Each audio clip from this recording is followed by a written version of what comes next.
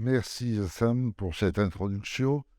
Alors écoutez, le thème c'est de discuter d'un certain nombre de questions dans le bilan d'infertilité. Il ne vous a pas échappé à tous que depuis un certain temps, la tendance est quand même fortement... Comment on peut passer les diapos là s'il vous plaît? Euh, de faire des examens et chaque jour il y a des nouveaux examens qui arrivent. Et puis, si vous reprenez ce qui se passe, ben, vous apercevez qu'il y a beaucoup d'examens qui sont apparus un jour et puis qui ont disparu après. Pourquoi? Parce qu'ils ne servaient à rien. Et alors, il faut rester un peu modeste dans les bilans, mais il y a quand même de temps en temps des progrès. C'est ça auquel on va essayer de répondre, de se dire, oui, il y a des examens à faire, mais il ne faut pas faire n'importe quoi. On peut faire 1000 examens dans un bilan de stérilité, mais est-ce que ça sert à quelque chose? Donc il y avait un certain nombre de thèmes sur lesquels on va parler. Voilà. Et le premier, c'est quel bilan génétique pour une femme infertile?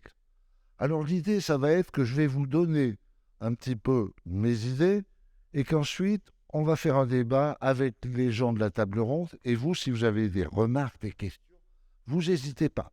Voilà. Alors, il est bien évident que si on a une famille dans laquelle il y a une maladie de pompe, de Tay-Sachs, de je sais pas quoi, va faire un bilan ciblé. Ça, c'est évident pour tout le monde. En fait, la question, ça se pose dans les autres cas. Bon, qu'est-ce qu'on fait dans le cas où on a une infertilité avec une cause claire d'infertilité? Les cas de stérilité inexpliquée, les cas de fausses couches à répétition et les insuffisances ovariennes isolées. Bon, si vous avez eu une femme qui a 30 ans avec des trompes bouchées, ou un mauvais mari, c'est pareil, ça revient au même, ou les deux d'ailleurs, eh bien, à mon avis, il n'y a aucune raison de faire aucun bilan génétique, même pas un karyotype, parce que la probabilité qu'on trouve une anomalie est tellement faible que ça ne vaut pas le coup. Voilà. Deuxième cas, c'est différent. C'est quand on a une stérilité inexpliquée. Voilà. Alors, strictement inexpliquée, qu'est-ce qu'il faut faire? Et la question, elle est à double niveau. C'est qu'est-ce qu'il faut faire et quand est-ce qu'il faut le faire? Est-ce qu'il faut le faire d'emblée ou est-ce qu'il faut le faire après des échecs? Moi, ma position, c'est plutôt de dire, stérilité totalement inexpliquée, on fait insémination, voire une ou deux filles, et si là, on n'a toujours rien, à ce moment-là, il faut faire un bilan génétique dont le minimum, c'est un karyotype. Mais tout à l'heure, Mohamed nous racontera une histoire extraordinaire qui montre que peut-être il faut aller plus loin. Mais dans quelle direction? Et ça dépend aussi des circonstances, parce que une stérilité inexpliquée sans résultat en MP, ça peut être sans résultat parce qu'on n'obtient jamais d'embryon, ou ça peut être sans résultat parce qu'on n'obtient jamais d'implantation. Et là, c'est peut-être différent. Alors, je finis sur ces trucs-là. Troisième chose, fausse couche à répétition. Qu'est-ce qu'il faut faire? Bon, tout le monde est d'accord qu'il va falloir faire au moins un karyotype chez l'homme et la femme. La question, c'est plutôt, est-ce qu'on le fait après 3 ou 4 fausses couches? Si on s'en tient aux statistiques, ça serait plutôt après 4. On a souvent tendance à le faire après 3, mais de plus en plus, on voit que les gens le font après 2. Et plus on le fait tôt, et moins on a de chances de trouver l'anomalies et d'avoir des femmes qui, en fait, si elles vont à la grossesse suivante, ça va marcher. Est-ce qu'il faut faire de façon systématique une recherche de mutation sur le gène MTHFR pour les homocystéinémies? Question qui est débattue. Hein. Il y a des gens qui pensent qu'il faut le faire systématiquement. C'est un consensus qui évolue, plutôt de dire qu'il faut le faire. Est-ce qu'il faut faire d'autres recherches génétiques? Et là, je fais un saut. C'est le problème, c'est que dans la génétique, aujourd'hui, on est face à une situation qui est bien particulière. C'est que si vous vouliez faire un screening des 100 maladies génétiques les plus répandues, voilà, il y a 10 ans, ça vous coûtait 10, 20, 30 000 euros. Maintenant, ça coûte de moins en moins cher. Voilà, il y a des puces qui permettent d'arriver pour 200, 300 euros de dépister 50 maladies génétiques. Et c'est vrai qu'avec la baisse des coûts, il y aura peut-être intérêt, on va peut-être élargir ce panel. Troisième situation, c'est l'IOP isolé. Mais l'insuffisance ovarienne isolée chez la femme jeune. Voilà, c'est qu'il y a moins de 30 ans. Donc je vous ai dit 30 ans, CFA3, MHA05. Est-ce qu'il faut faire un bilan génétique? Là, je crois que oui, il faut le faire d'emblée. C'est là qu'on va trouver des anomalies du karyotype. Et puis, je pense que ce qu'il faut faire, c'est des recherches du gène FMR1, XFRA, parce qu'on peut trouver des anomalies, ça a de grosses conséquences. Si une femme a une mutation, comme ça, il ne faut pas se battre pour qu'elle ait un enfant, il faut faire attention, parce que si c'est un garçon, il risque d'être débile. Alors, c'est sûrement aussi un des domaines qui risque de plus d'évoluer. Demain, vous aurez un topo par Mme Nisraï sur l'IOP et génétique. Ça évolue, mais tout de suite, ça n'a pas vraiment, à mon avis, débouché sur des conduites pratiques de dire, voilà, qu'est-ce qu'il faut faire? On trouve de plus en plus de gènes anormaux et autres. Donc voilà sur la génétique, moi, ce que je voulais, un petit peu mon opinion, et on va pouvoir discuter quelques minutes. Alors, Mohamed a une histoire extraordinaire à nous raconter sur ça.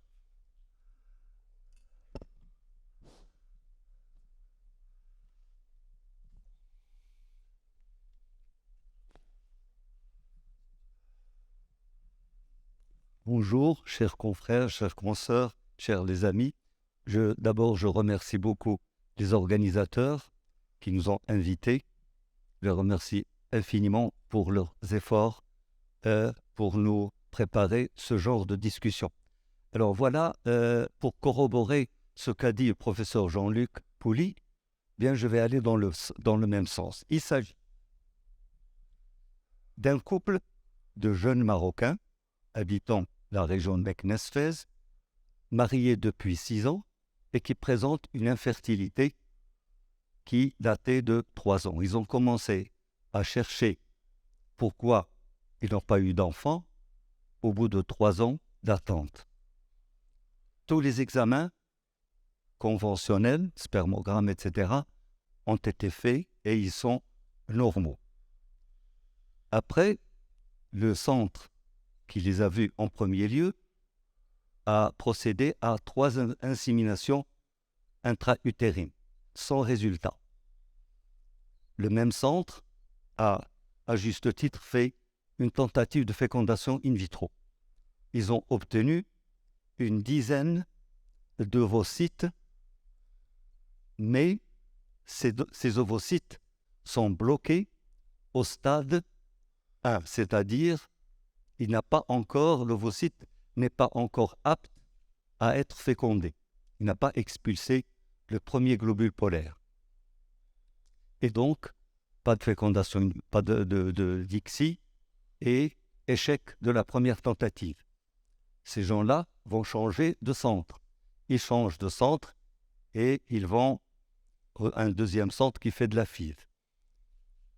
Le centre a obtenu, par fécondation in vitro et stimulation avec augmentation de la dose des HMG, 17 ovocytes. Tous les ovocytes sont bloqués également au stade méta 1. Donc la même chose qu'a trouvé le premier centre. Et ils ont même attendu le lendemain et c'était la même chose, c'était bloqué. Et ils viennent dans notre centre. Nous avons vu tous les antécédents qui ont été faits, nous avons vu les examens et il restait un examen, c'est-à-dire la génétique. On a fait un séquencing génétique, c'est-à-dire le séquençage exomique et qui a révélé malheureusement un diagnostic, une mutation du gène responsable d'une protéine qui s'appelle la tubuline bêta type 8. Et cette tubuline fait partie de la fabrication des microtubules qui est responsable de du cytosquelette cellulaire. Et l'absence ou la déficience de cette protéine va provoquer un blocage de la maturation de méta 1 à méta 2. Donc la femme présente une infertilité irréversible, génétique, très sévère. Et on ne peut strictement rien faire. Pourquoi je parle de ça? C'est pour dire que pour ne pas continuer à faire le tourisme médical et aller de centre à un autre, et c'est ce qui s'est passé, ils sont passés à un autre centre, et par chance, le biologiste nous a demandé pourquoi vous n'avez pas fait de fécondation in vitro. On lui a donné la raison qui est génétique. Et après, donc ça n'a pas été fait à Casablanca, et maintenant j'ai appris qu'ils se sont décidés à aller dans une autre ville du Nord. Donc, tout ceci pour dire qu'un examen génétique, ça vous montre ce qu'il faut faire. Et pensez à une autre solution autre que de la procréation médicalement assistée. Voilà ce qu'on peut dire sur ce cas-là pour corroborer ce qu'a dit notre ami Jean-Luc. Si vous avez des questions. Est-ce que vous avez des questions, des remarques? Moi, juste la remarque, c'est de dire, dans un cas comme ça a été inexpliqué, ça ne marche pas, on n'obtient même pas d'embryon. Là, il faut se poser la question génétique. La vraie question, et je ne sais pas s'il y a je crois qu'il y a une dame généticienne c'est de dire quel examen génétique on fait. Bon, le karyotype, ça va, c'est facile. Mais derrière, allez-y.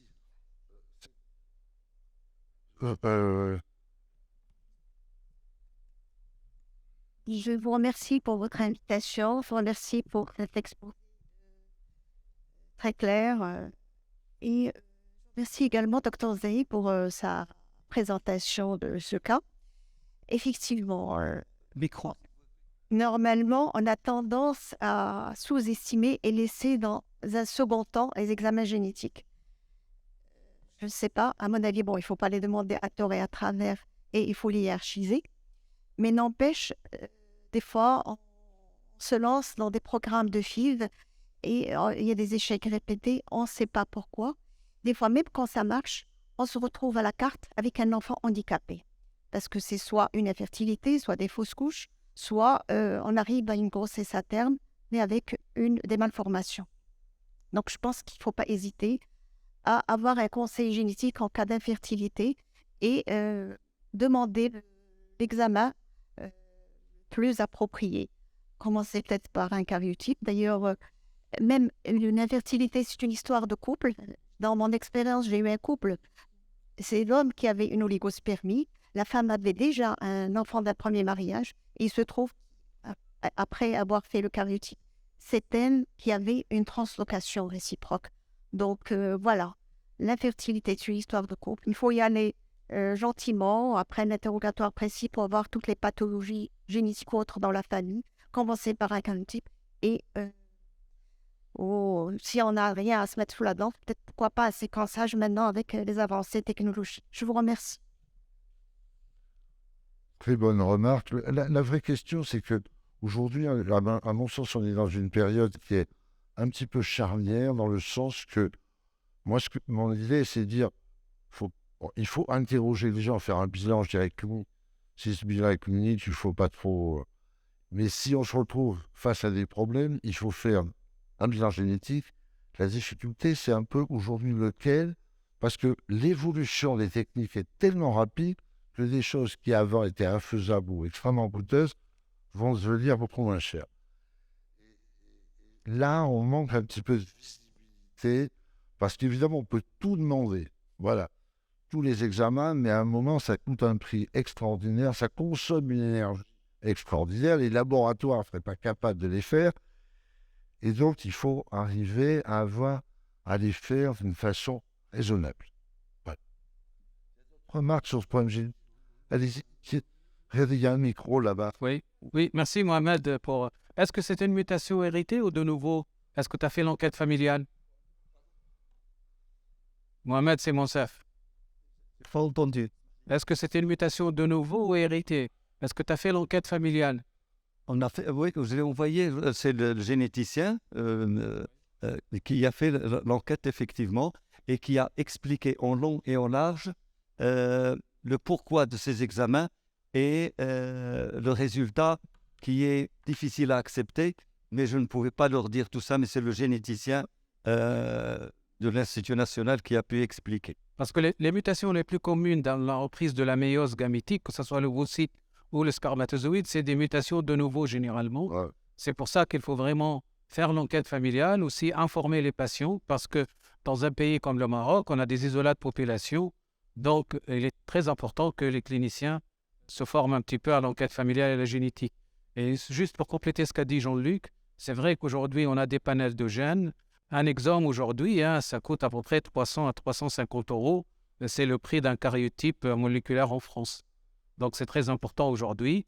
Peut-être il est temps aussi que des prestataires de services de génétique au Maroc commencent à s'équiper pour du NGS, pour proposer ces panels qui deviennent très abordables, Jean-Luc, et qui sont très informatifs. Avec c'est sûr que les prix des examens génétiques, ça peut changer. Hein. Bon, ça fait Monsieur, parce que... Ah, pardon. ok. Non, moi, ce qui m'a intéressé dans ce que tu as dit, Jean-Luc, c'est qu'effectivement, aujourd'hui, on est encore au début. La génétique n'est pas très développée dans le cadre de l'infertilité, je pense, et Monsef est là pour me corriger, il y a à peine une quinzaine de gènes qui ont été identifiés qui sont impliqués dans l'infertilité. Et ce qui nous intéresse, nous, en tant que cliniciens, c'est ces cas d'insuffisance ovarienne prématurée.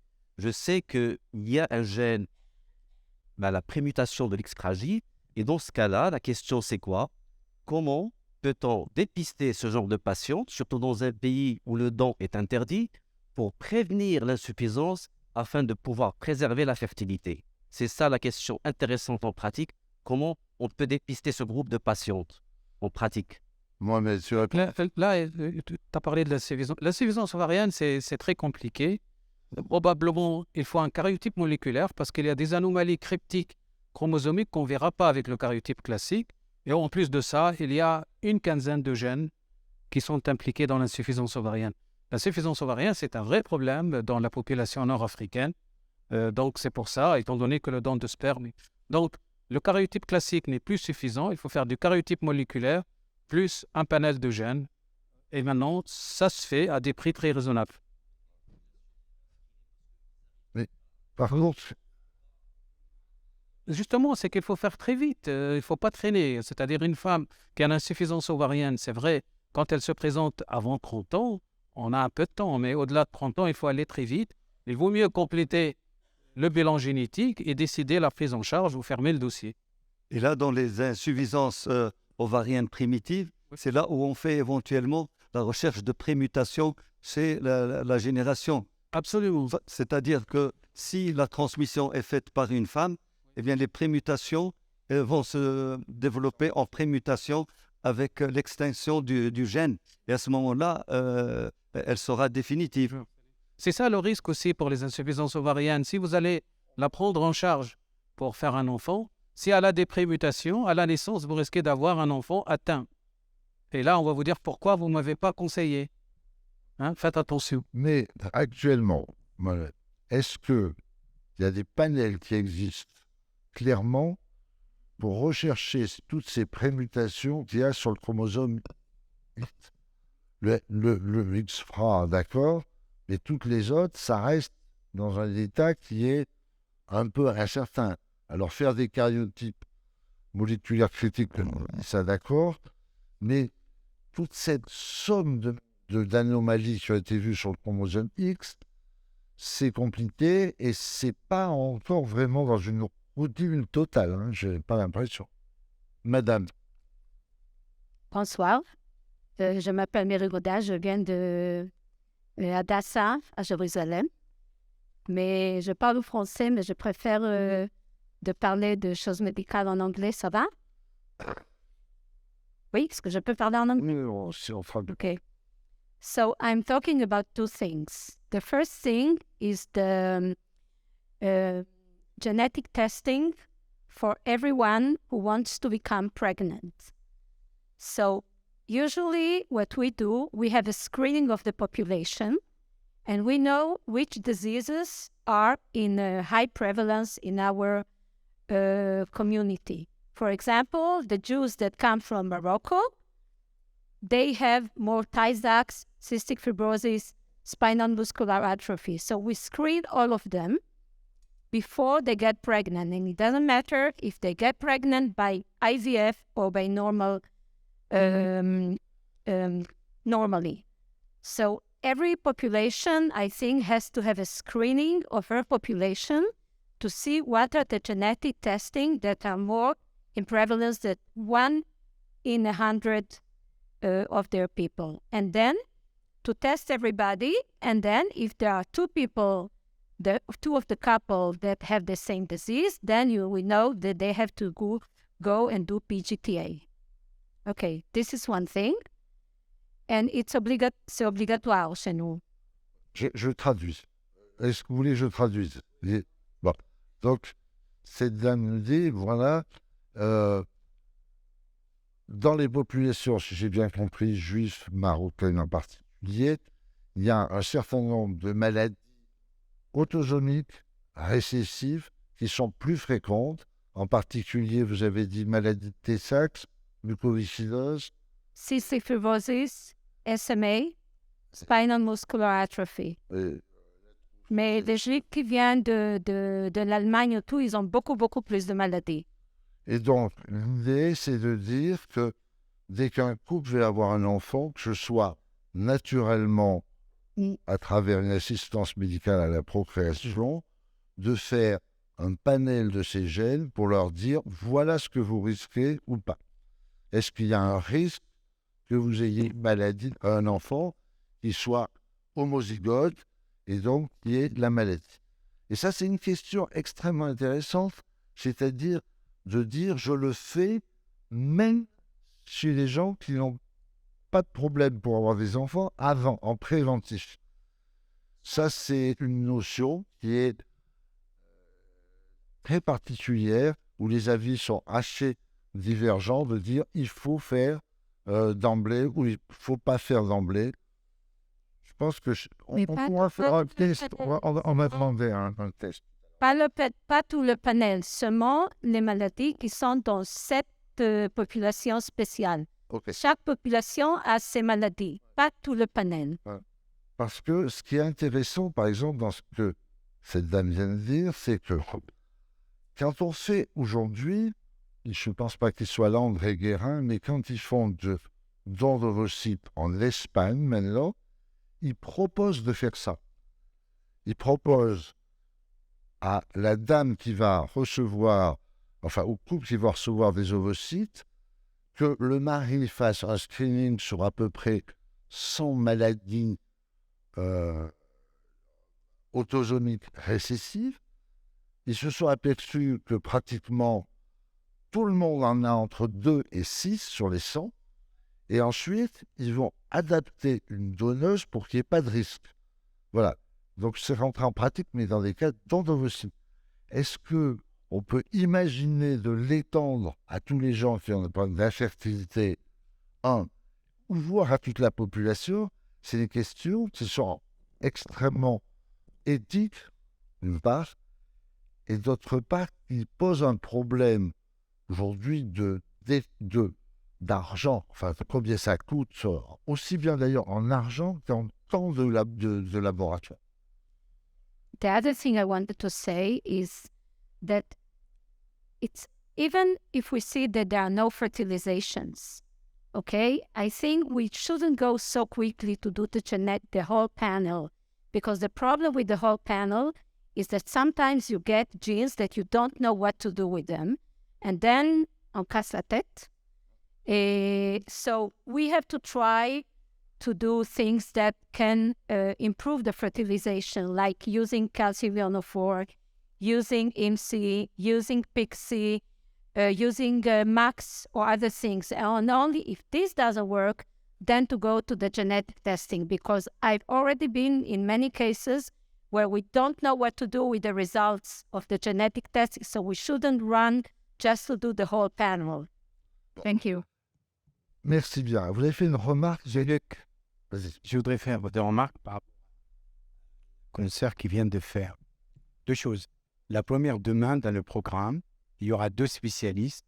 L'un qui va parler de toute l'exploration chez l'homme de faire une azoospermie non obstructive et notre spécialiste qui va parler de l'approche génétique moléculaire de l'insuffisance ovarienne prématurée. Donc, c'est extrêmement important. Deuxièmement, je ne crois pas sans trahir l'avancée des auteurs de demain, je ne crois pas parce que là, il y a une sorte, j'ai l'impression, de confusion. Et il y a le screening auquel tu faisais allusion, ce que nos amis espagnols faisaient dans le cadre de programmes de don d'ovocytes, mais il y a en même temps du screening pour de familles à risque au travers, parce que la moindre des questions... On l'avait... Voilà. Donc, c'est la raison pour laquelle je pense que la recherche de panels de gènes, aujourd'hui, ça se pratique. En France, il y a 2 plateformes, Sequoia et Frendo, qui font justement l'analyse des séquençages génétiques de haut débit, dans le but, parce qu'au-delà que tu identifies un panel de gènes, il y a des gènes qu'on trouve malheureusement impliqués dans des maladies graves, telles que le cancer. Savez-vous qu'une femme qui a une insuffisance ovarienne prématurée, eh bien, son espérance de vie, il aura 4 ans à 6 ans de moins qu'une femme healthy. C'est la raison pour laquelle, dans le plan de l'Agence de biomédecine 2022-2025, il ne suffit plus maintenant d'aider un couple à avoir leur bébé via un tiers. Il faudra suivre les parents, qu'il s'agisse de la femme receveuse de l'ovocyte ou qu'il s'agisse de l'homme azoospermie. Bon, alors, pour traduire ce qu'a dit notre Madame... Merci beaucoup de votre intervention. Je trouve dans votre intervention une chose qui était extrêmement intéressante. C'était extrêmement intéressant, c'est ce que vous dites. Aujourd'hui, on commence à faire des techniques génétiques et on va trouver des anomalies. Et ces anomalies, on ne sait pas ce que ça signifie. Et ça, je pense que c'est un des problèmes de la génétique aujourd'hui. Alors moi, je ne suis pas généticien, je le vois de l'extérieur, mais où des fois, où là, il y a des anomalies, ça fait quoi ces anomalies? On ne sait pas. Et ça, c'est un des vrais problèmes. Moi, je pense que à travers un débat qui a eu lieu récemment en France et aux États-Unis, extrêmement intéressant sur l'intelligence et la génétique.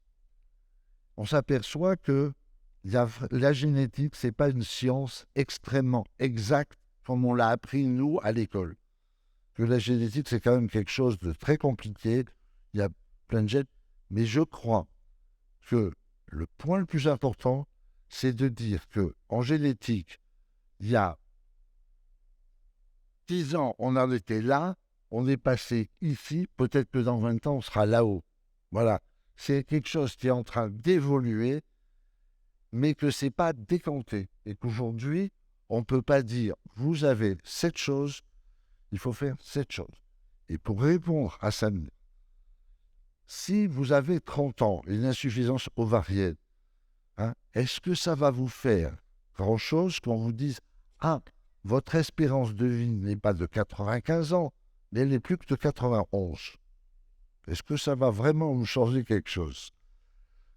Non, mais voilà, on est dans ces trucs-là, quand même, la vie, c'est pas tout à fait comme ça. Bon, je vous propose qu'on avance, parce que sinon on n'en sortira pas, mais c'était très intéressant, cette discussion génétique. Alors, une dernière question sur la génétique.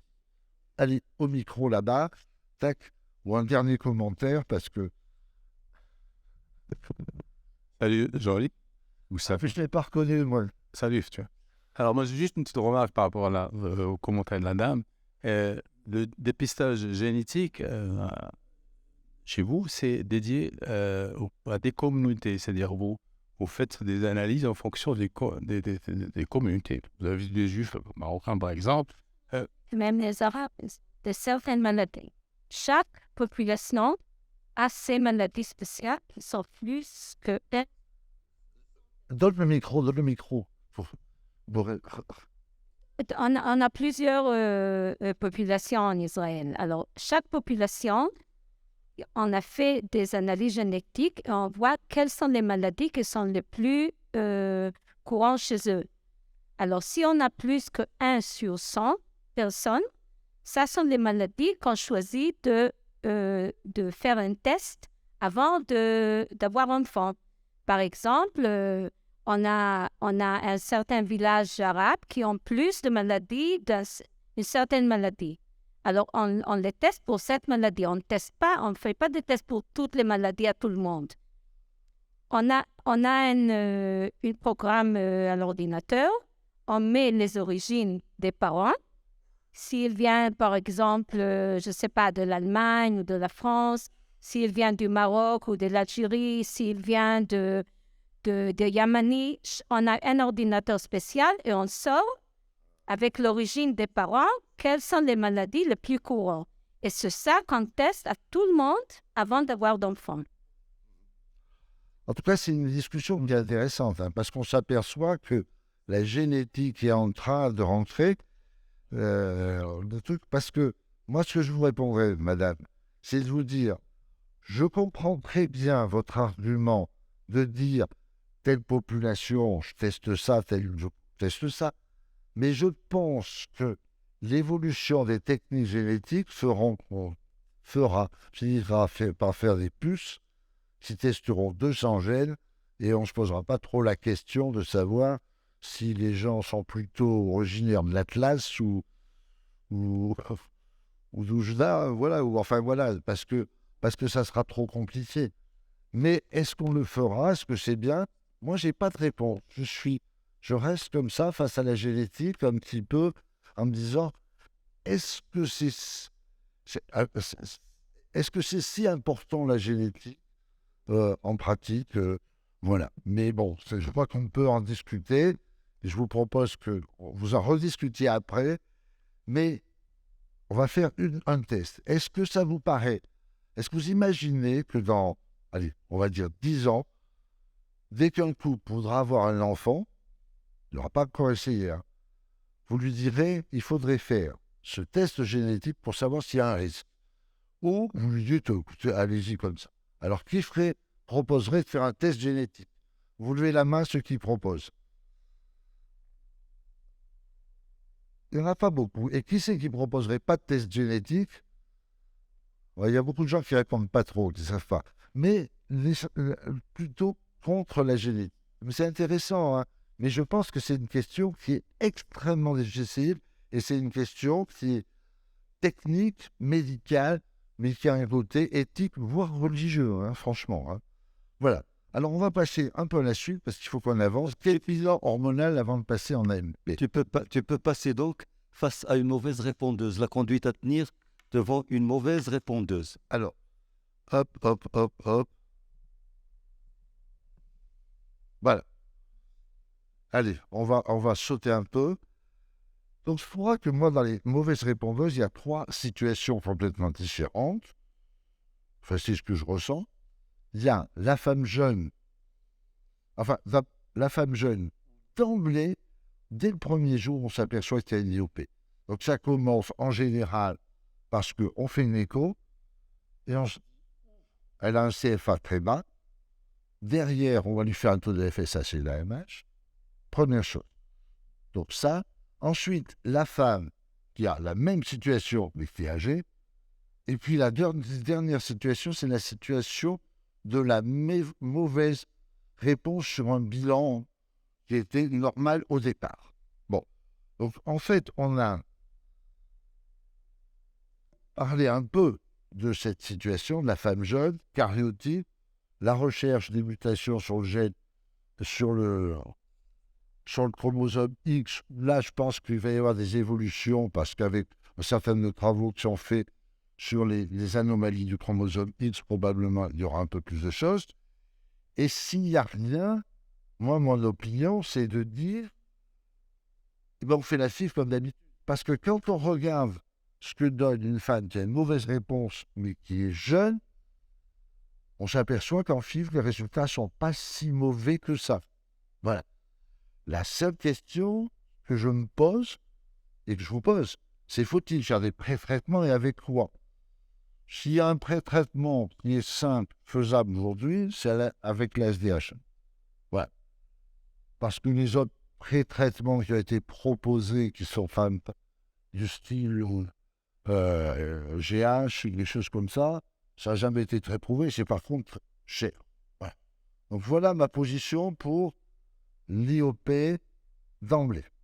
Deuxième situation, c'est sur une femme de plus de 35. Alors, finalement, si vous voyez, il n'y a pas de différence dans ce que je vais faire, hormis une chose, c'est que la femme de 35 ans, qui a de plus de 35 ans, qui a une IOP d'emblée, je vais lui parler. Mais lui parler en lui disant, madame, c'est mal barré, votre affaire. Voilà, votre pronostic, il est mauvais. Contrairement à la femme jeune, où finalement, en FIV, on a des résultats pas trop mal, au-delà de 35 ans, on sait très bien qu'une IOP de 35 ans, alors surtout de la 40, on va avoir 5% d'accouchement. Voilà. Et donc, bien informer pour lui dire, est-ce que vous voulez vraiment continuer? Alors, c'est vrai que le contexte est sûrement un peu différent au Maroc qu'en France, où en France, on va leur dire, bon, ben, on a le don d'ovocytes, alors qu'ici, le don d'ovocytes n'est pas trop admis. Voilà. Après, faut-il, si elle dit, je veux y aller, faut-il faire un pré-traitement style SDHA? Moi, je dirais que de toute façon, on risque rien. Au minimum, on est sûr, c'est que ça risque rien. Hein. Franchement, voilà. Je ne suis pas sûr que ça marche beaucoup, bien qu'il y ait quand même des publications plutôt en faveur, mais en tout cas, c'est pas négatif et ça ne présente pas de risque. Voilà.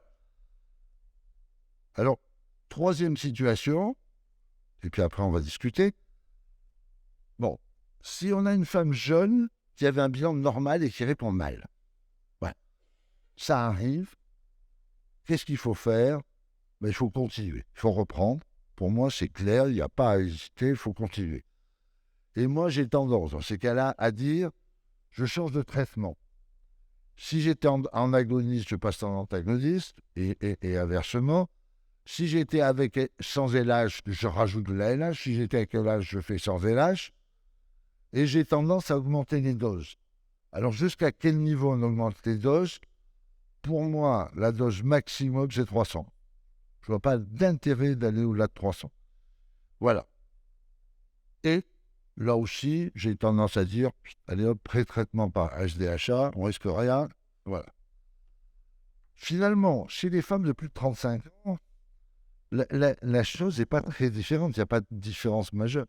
Sauf que là, franchement, une femme qui a une mauvaise réponse au-delà de 35 ans, même si elle avait un bilan normal, je vais quand même lui dire, écoutez, madame, vu comment ça s'est passé votre première FIV, on peut en faire une autre, on va tout changer, mais franchement, c'est mal parti. Voilà. Et les chances que le changement de traitement améliore les choses sont, à mon avis, assez faibles. Voilà.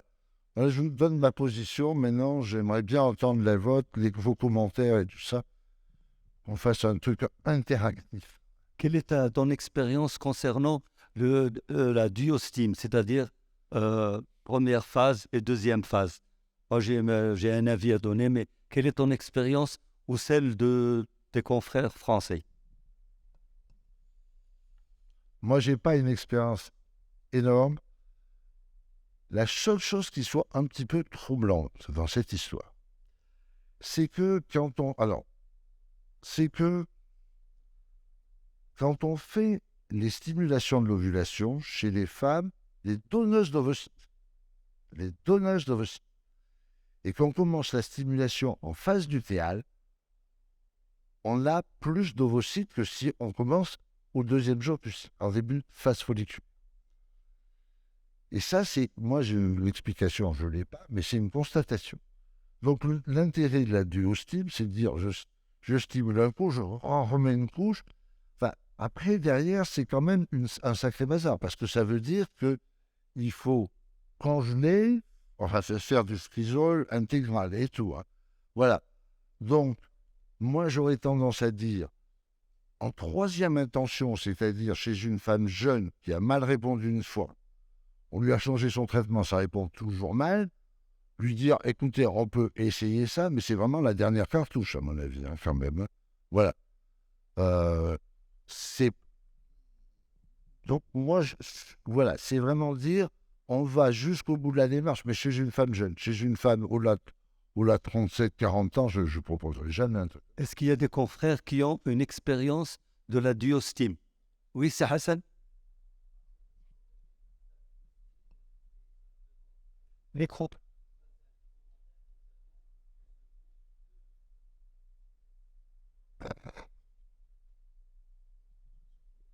Oui, voilà. Je voulais placer un petit commentaire parce que c'est du pratico-pratique et on est tous embêtés par ce groupe de patientes qu'on voit de plus en plus en pratique routinière. Moi, je pars sur un volet pratique. Qu'est-ce qui se passe en pratique? On a deux groupes, à mon sens. Et là, on switch de l'ancienne définition critère de Bologne à ce que le groupe Humaiden en 2016 a présenté comme la classification de possédants qui nous va très très bien. Qu'est-ce qui se passe? On a un profil de patiente qui a un bilan normal, jeune ou âgé, c'est le 1-2, mais on est confronté à une mauvaise réponse. Là, c'est un problème de stimulation. On augmente les doses, on rajoute la LH jusqu'à 39 ans parce qu'après, il y a la plouidie qui nous baisse les résultats parce qu'après 40 ans, le taux est plus important. Et puis, le groupe 3-4, c'est des mauvaises répondeuses. Malheureusement, à mon sens, il n'y a pas grand-chose à faire. Même le DHEA et même les autres traitements, on aura l'occasion demain aussi avec André Guérin qui va nous parler, puisque c'est à la mode aujourd'hui, toute cette médecine de réjuvénation ou de rajeunissement. On n'a pas encore assez d'évidence pour avancer quoi que ce soit. Donc, sur le plan pratique, bien sûr, ce que tu as dit, changer de protocole, ça a été décrit. Ajouter la LH, le débat est toujours là, mais ça a un intérêt jusqu'à 39 ans. Augmenter les doses, là, on est en contradiction malheureusement avec les recommandations de l'ECHRE, parce que les dernières recommandations disent, ils avancent qu'il n'y a pas d'intérêt à augmenter plus de 150 unités, ce qui est un peu... Mais en pratique, on est tous pour les 300 unités. Mais pour les âgés, malheureusement, au Maroc, on n'a pas grand-chose, hein, parce qu'il n'y a pas de dons d'ovocytes. Alors, pour répondre à ta question, à tes remarques très judicieuses, je suis tout à fait de ton avis qu'en fait, alors, premièrement, s'il y a une mauvaise réponse, je pense qu'il faut, enfin, surtout chez une femme jeune, reprendre avec un autre traitement changé, parce que il y a des fois où on a des cycles avec une mauvaise réponse, puis on va reprendre, puis ça marche bien. Alors, Samir a des explications, mais enfin bon, bref. Ça, c'est... Deuxièmement, si on a deux mauvaises réponses, je pense qu'on est mal parti et qu'il n'y a pas grand-chose qui va marcher. Voilà. Alors, après, quand je disais augmenter les doses et que je disais un maximum de 3, c'est qu'en réalité, moi, je ne dépasse jamais 225. Voilà. Mais j'ai tellement vu des gens monter à 450, 600, 900, mais ça sert... Non seulement je pense que ça sert à rien, mais je pense que c'est négatif. Voilà. Donc, c'est bien dire que monter les doses, clairement, et là, j'ai une dia qui est un peu plus loin, qui pourrait le montrer, à un moment, chez les mauvaises réponses, ça ne sert à rien. Ça, il faut bien le truc. Et les pré-traitements, pourquoi je parle de la SDHA? Parce que la SDHA, c'est le seul traitement qui ait une minime preuve d'efficacité, qui coûte rien du tout et qui soit facile à utiliser. Voilà. Parce que tous les autres qui ont été proposés comme la GH, ça coûte extrêmement cher. Avec des preuves d'efficacité, je pense que André, on était embarqué il y a quelques années dans l'utilisation du GRF, par exemple. Ça coûtait la peau des fesses, mais ça n'avait jamais rien montré. Et effectivement, aujourd'hui, on est quand même en manque. Voilà, on n'a pas de choses extraordinaires à proposer. Et moi, j'insiste surtout, vous voyez, dans cette diapo, sur la notion information, surtout au-delà de 35 ans. Dire au-delà de 35 ans, dire aux dames, attendez, il n'y a pas de traitement miracle. Et je rajouterai une chose, c'est qu'aujourd'hui, le monde a changé en 30 ans. Il y a 30 ans, on faisait des choses dans un pays qu'on ne faisait pas dans d'autres. Aujourd'hui, il y a une nouveauté qui est extrêmement efficace, et à partir du moment où elle sera très compliquée à mettre en œuvre ou très très chère, si elle apparaît dans un pays, elle se diffuse dans le monde dans les 2 ans à une vitesse incroyable. Donc, aller d'un pays à l'autre en espérant que là-bas, on fasse vachement mieux, c'est illusoire. Je voulais Va là-haut. juste... Non, attends, va là-bas au microphone. Allez-y, allez-y, allez-y, allez-y, parlez. Priorité aux vieux. Merci pour les jeux. Non, parce qu'il parle, il n'arrête pas, il va nous parler pendant un quart d'heure. Pour aller dans tous. On a démontré il y a quand même plus d'une dizaine d'années qu'au-delà de 3000 unités totales d'FSH, le récepteur à l'ALH, il est totalement reprimé et down-régulé. Oui, non, mais ça, Tu as raison tout à fait de dire d'accord. qu'au-delà de 300, c'est inutile d'y aller. Ouais, mais je suis tout à fait d'accord, mais le nombre de cas où j'ai vu des stimulations avec des doses pharaoniques, c'est le problème. Hein. Bon, ben, je suis de Rabat. Moi, je voulais juste enchaîner sur ce qu'a dit mon ami Hassan, parce qu'à juste titre, et je voulais aller dans votre screening que vous avez fait, c'est pour parler de ces femmes qui sont jeunes et qui sont classées comme mauvaises répondeuses. Alors, il y en a qui parlent aussi quand même, pas de mauvaises, mais d'hyporépondeuses, en faisant référence à l'indice Ford. C'est-à-dire qu'on part à la CFA, enfin au comptage du follicule en trop, on trouve qu'elle a un bon pool, et finalement, à l'arrivée, même en utilisant un bon protocole antagoniste avec les doses maximales, on obtient quand même peu de follicules. Et bon, est-ce qu'il ne s'agit pas d'aller en amont de ce fait-là et savoir s'il n'y a pas une diminution de la sensibilité aux androgènes au niveau entre les échanges tech internes, granuleuses A, bon, toute la physiologie que vous connaissez. Et qu'est-ce que vous pensez du concept du priming? Est-ce qu'il y a eu des évolutions dans ce concept?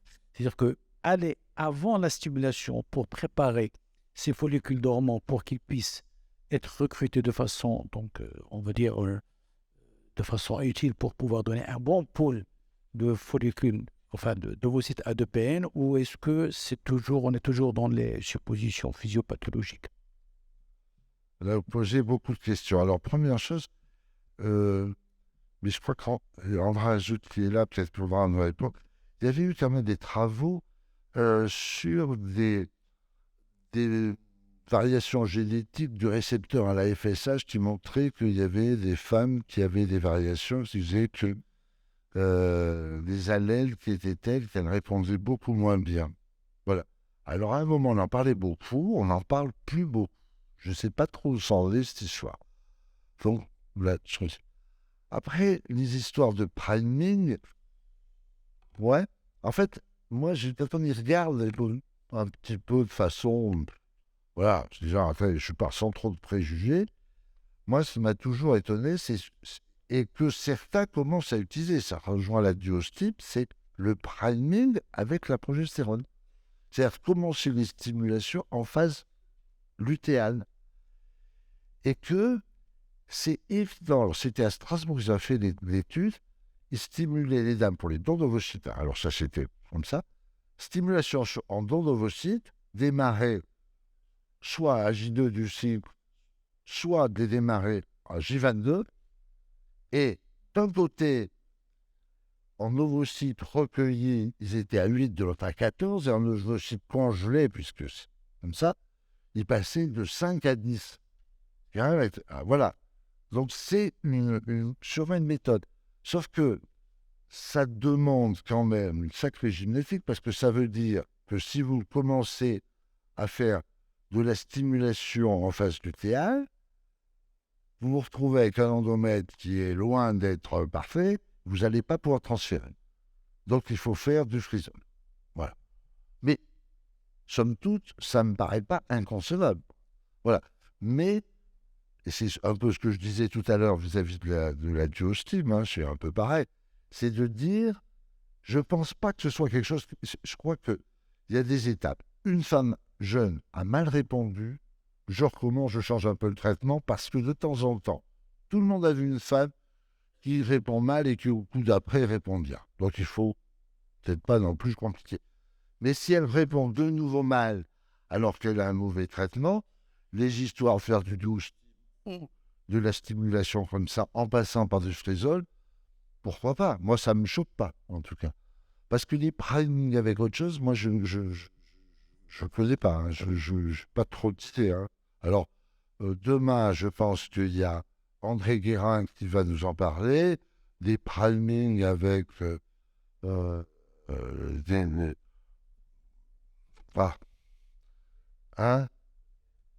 PRP, hein, voilà. il va nous en parler. J'ai pas l'impression que ce soit une bombe quand même. Hein. Je pense pas que... Parce que ça fait un moment qu'ils y travaillent dessus. Si c'était une bombe, on le saurait, hein, je pense. Hein. Alors, il faut rappeler que l'histoire du duo-steam a été faite pour les gens à qui on va faire un PGD, c'est-à-dire un diagnostic préimplantatoire, et qu'ils veulent avoir absolument 6 embryons. Ça, c'est la première des choses. Chose qui n'est pas applicable dans notre pays. On ne fait pas de PGD. La deuxième chose, où on peut le faire, où l'indication est toujours là, c'est lorsqu'il y a une femme qui va être traitée par chimiothérapie. Et à ce moment-là, pour la réservation de sa fertilité, oui, ça peut donner de bons résultats et on peut arriver à 15, 18 ovocytes si on force la dose. Donc pour nous, ça reste peut-être l'indication. Mais autrement, si on revient à l'étude qui a été faite à l'Échereux en Italie l'année dernière, c'est qu'ils ont comparé le duo-steam avec 2 stimulations conventionnelles. Et ils ont vu à la fin qu'il n'y a pas beaucoup de change, de différence entre ovocytes, etc.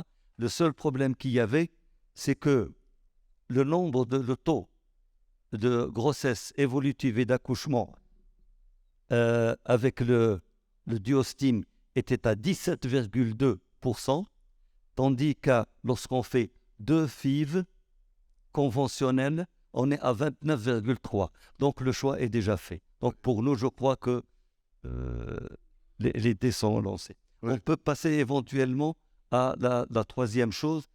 Est-ce qu'il y a des questions? Est-ce qu'il y a une question? D'autres des remarques? Allez, il faut le micro là. Il y a d'autres questions? Si vous avez des questions, des remarques, hein, n'hésitez pas. Ouais. On a voulu faire ça très interactif et ça marche. Alors, il faut continuer. N'hésitez pas, vous levez à poser des questions, même si vous pensez que vous avez posé une question idiote, parce qu'il n'y a jamais de question idiote. Bon, ce n'est pas une question idiote, mais elle est peut-être hors sujet. Alors, ce que je voudrais savoir, c'est bon, là, je sors un petit peu du domaine de la fertilité, mais si par exemple on fait un diagnostic d'insuffisance ovarienne précoce chez une jeune qui n'est pas mariée, qui ne désire pas d'enfant, quelle sera notre conduite à tenir? Surtout ici au Maroc. Ouais, alors, là c'est une... Je dirais que c'est une question, pas une question vicieuse. Hein, Moi, objectivement, je vais vous dire ce que je pense. Et après, on va demander à 2 ou 3 et on fera un sondage. Si moi, je vois une fille de 20 ans auquel je fais une écho, je vois qu'elle est myopée, qu'elle n'est pas mariée, qu'elle n'essaie pas d'avoir des enfants, je vois ça, qu'est-ce que je fais? Ben, je ne lui dis pas. Je ne veux pas lui pourrir la vie à l'avance, en n'étant pas sûr que ce que je vais lui dire soit juste. Lui dire, vous risquez pas d'avoir des difficultés à avoir des enfants. Moi, perso, je dis rien. Voilà. Alors maintenant, est-ce qu'il y a des avis différents? Pardon, il y a deux petites remarques.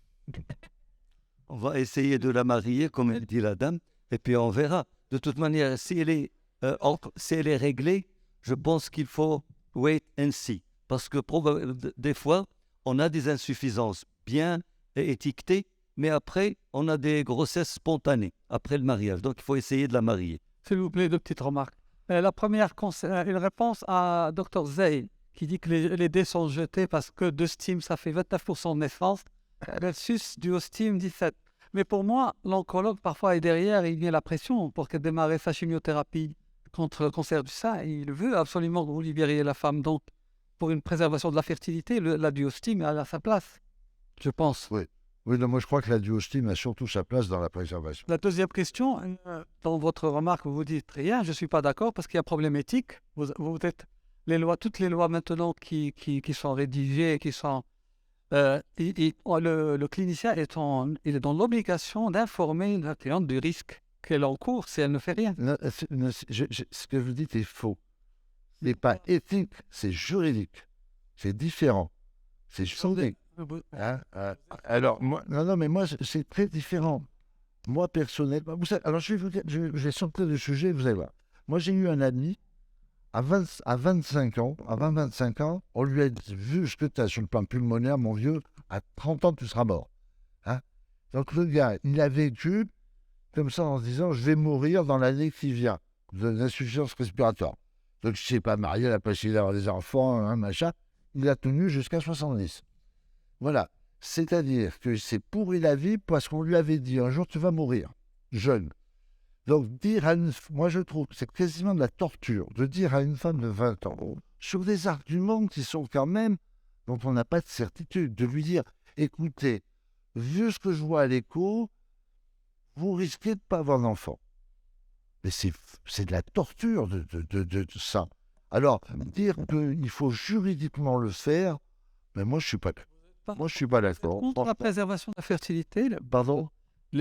elles peuvent se conserver des ovules, ça marche très bien maintenant. Mais attendez, pratiquement tous les pays qui ont admis la préservation de la fertilité l'admettent au-delà d'un âge de, je crois qu'en France c'est 20.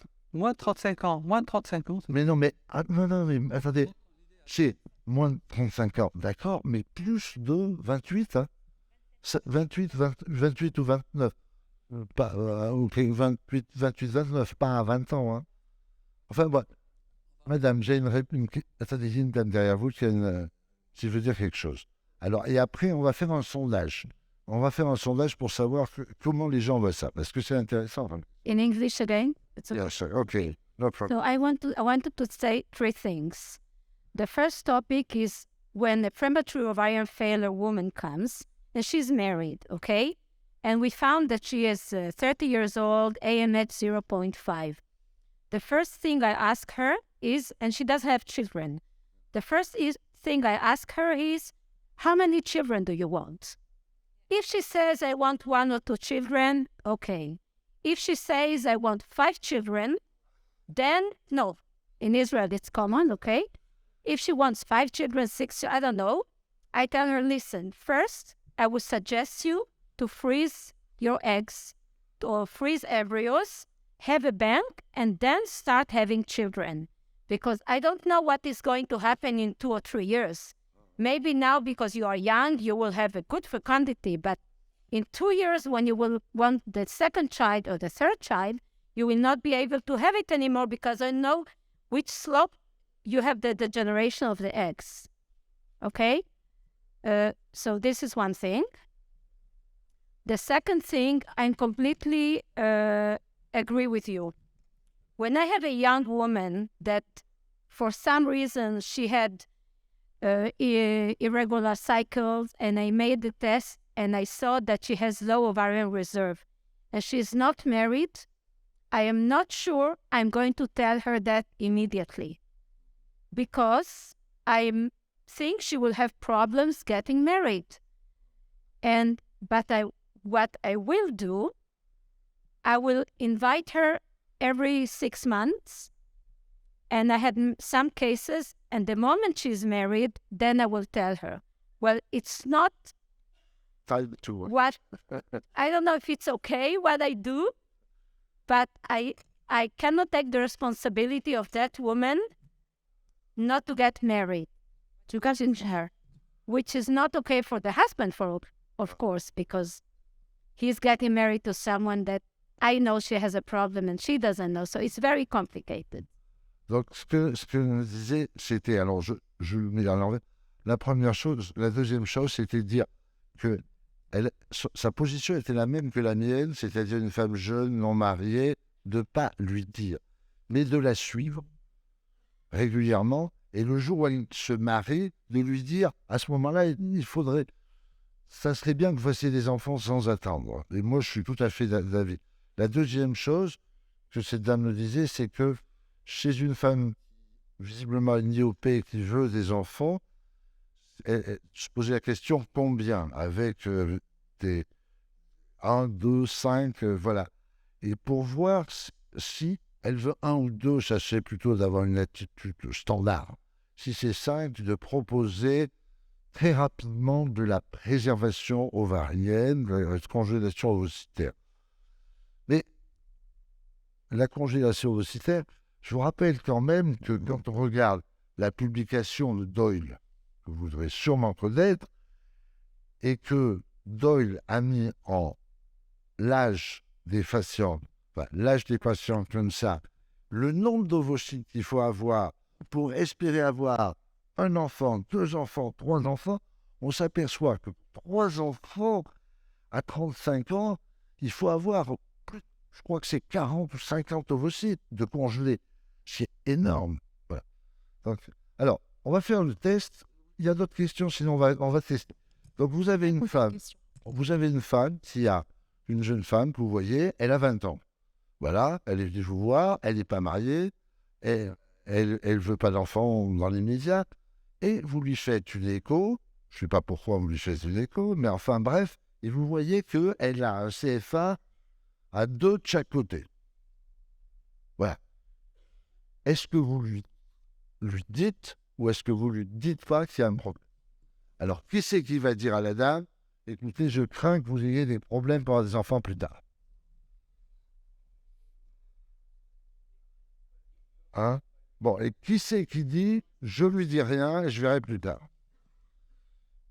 Donc, c'est quand même une majorité nette qui dit, je lui dis rien, et qui joue plutôt sur l'aspect, je dirais, psychologique. Moi, ce que... c'est...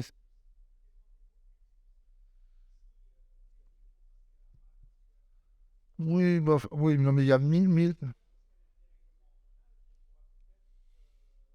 Witcher sur un bilan. Non, mais attendez, il y a bien sûr multiples situations. Voilà. Mais si on a des cycles réguliers et tout ça, si vous avez une question, allez là, il y a le micro. Micro. Je pense qu'il est de notre devoir de lui dire la vérité. Attendez, parlez plus fort, je vous entends. Je pense qu'il est de notre devoir de lui dire la vérité et même lui proposer une congélation des ovocytes au lieu d'attendre qu'elle n'ait aucun ovocyte, je pense.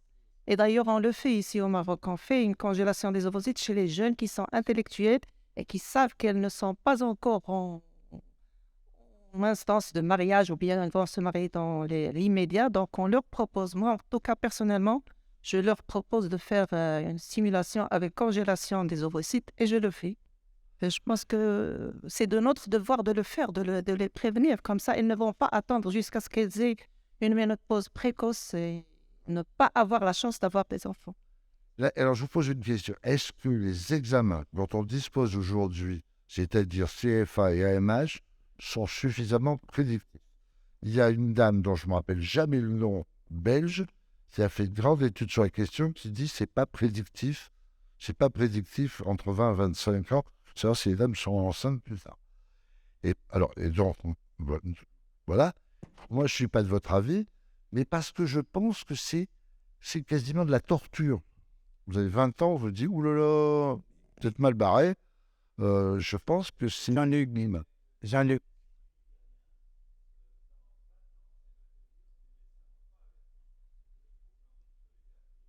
Mais ça, c'est pour ça que je disais au monsieur, je ne sais plus qui tout à l'heure, que ce qu'il disait, c'était juridique et pas éthique.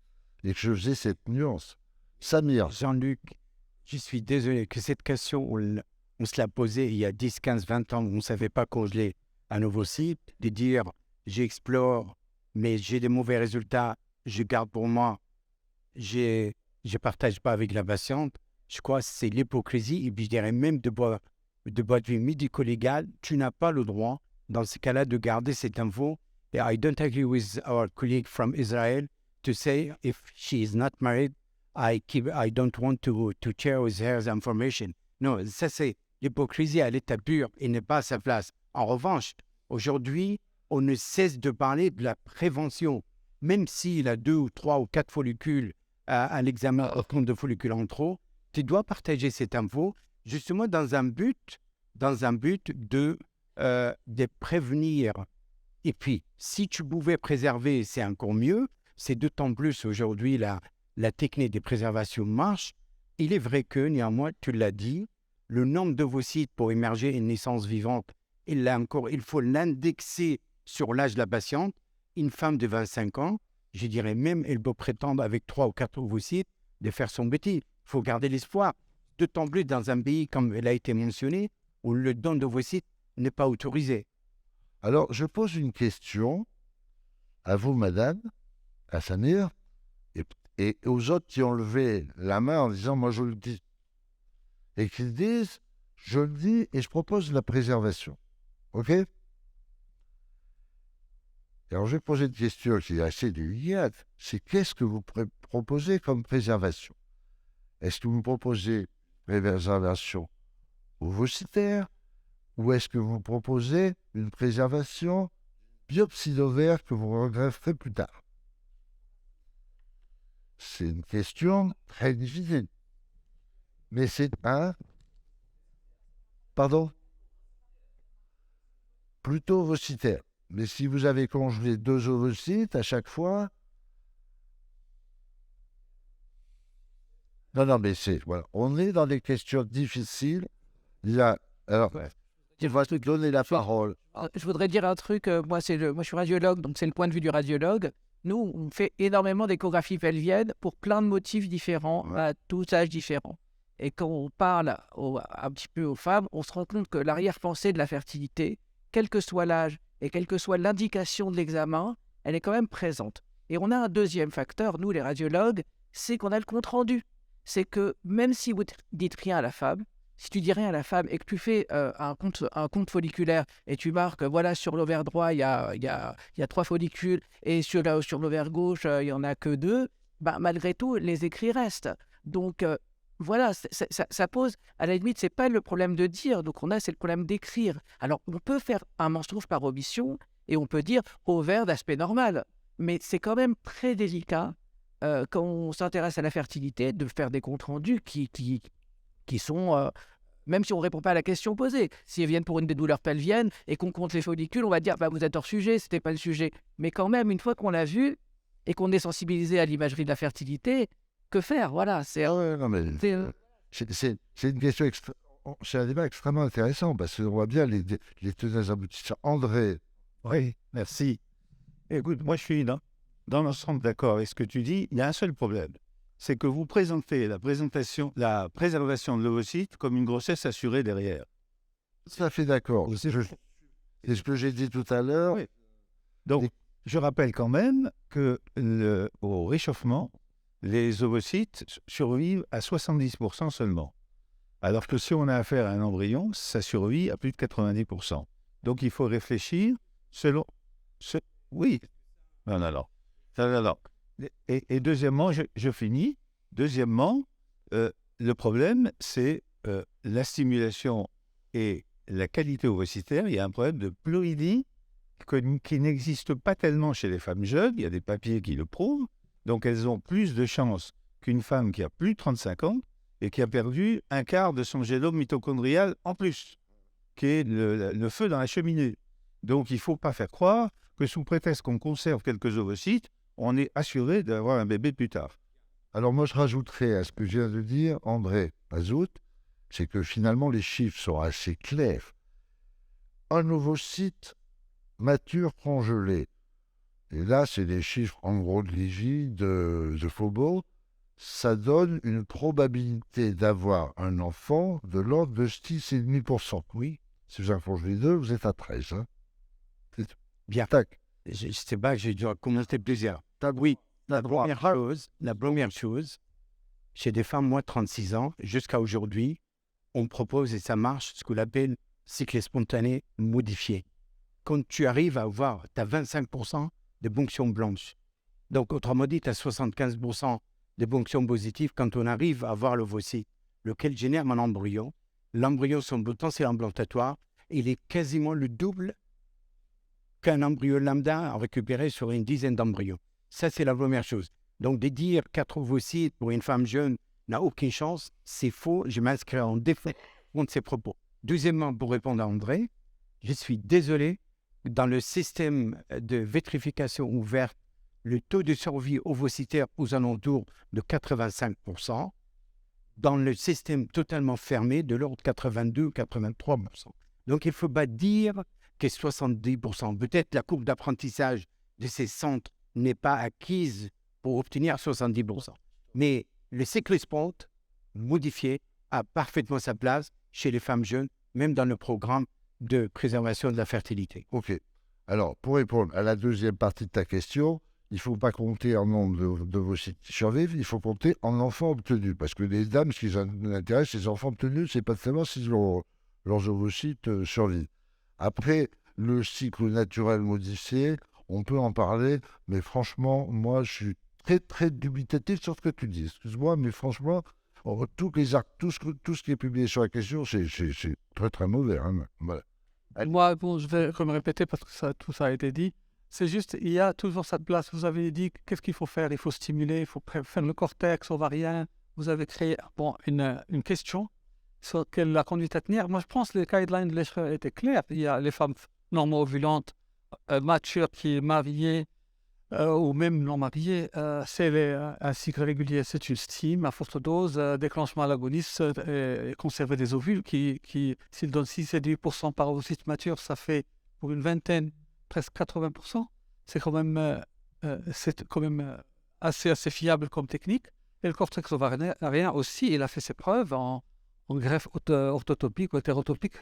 Il y a beaucoup de grossesses. Il y a une série qui vient d'être publiée chez vous, même dans l'agence biomédecine, qui est très, très alléchante. Je trouve qu'il ne faut pas réduire les chances de préservation de la fertilité de ces gens. Non, mais attendez. Là, le problème, c'est que quand on parle, il ne faut pas dire j'ai une femme qui a une FSH à 2, une fille de 20 ans qui a une FSH à 2, c'est la MH à 0,5, un CFA à 2, je la stimule et je vais congeler 12 ovocytes qui me permettront 12 fois 6, 72% de grossesse. Ça, je pense que ça, c'est rapide, ça. Hein. Le problème, c'est que des cas comme ça, où vous stimulez tout ça, vous trouvez à la sortie avec 1 ou 2 ovocytes, c'est pas... France, c'est des programmes, en général, c'est des programmes de préservation sur plusieurs cycles. Il y a actuellement même des protocoles pas chers avec l'anti-aromatase, etc. Enfin, c'est à discuter, ça peut être Je vais vous répondre une chose. Hein. Il y en a, c'est que il y a des trucs, on publie en général beaucoup les bons résultats, rarement les mauvais. Hein. C'est pas l'objectif. L'objectif, c'est une chance réelle qui existe. Il faut la faire connaître aux patients, à la patiente. C'est tout. C'est tout ce que je... Bon. Est-ce qu'on arrête ou est-ce que vous voulez qu'on parle de la... Juste poser une question, s'il vous plaît.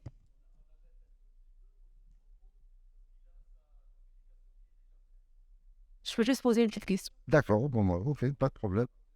Alors, je voudrais savoir si par rapport à votre expérience personnelle, est-ce qu'il y a des facteurs de bon pronostic qui font qu'une mauvaise répondeuse réponde mieux qu'une autre mauvaise répondeuse? Moi, j'en connais qu'un, mais qui est très relatif et difficile à gérer, c'est l'obésité. Et là, alors, si, il y a une chose qu'il faut toujours faire attention. Une mauvaise répondeuse, je pense qu'il y a une chose qu'il faut toujours faire, c'est un bilan thyroïdien. Parce que de temps en temps, on va découvrir une anomalie thyroïdienne, donc ça à vérifier. Et après, il y a le problème de l'obésité. Maintenant, si vous avez un truc pour qu'une dame qui pèse 100 kilos revienne à 60 facilement, il faut nous le dire, je pense que ça intéresse tout le monde. Hein.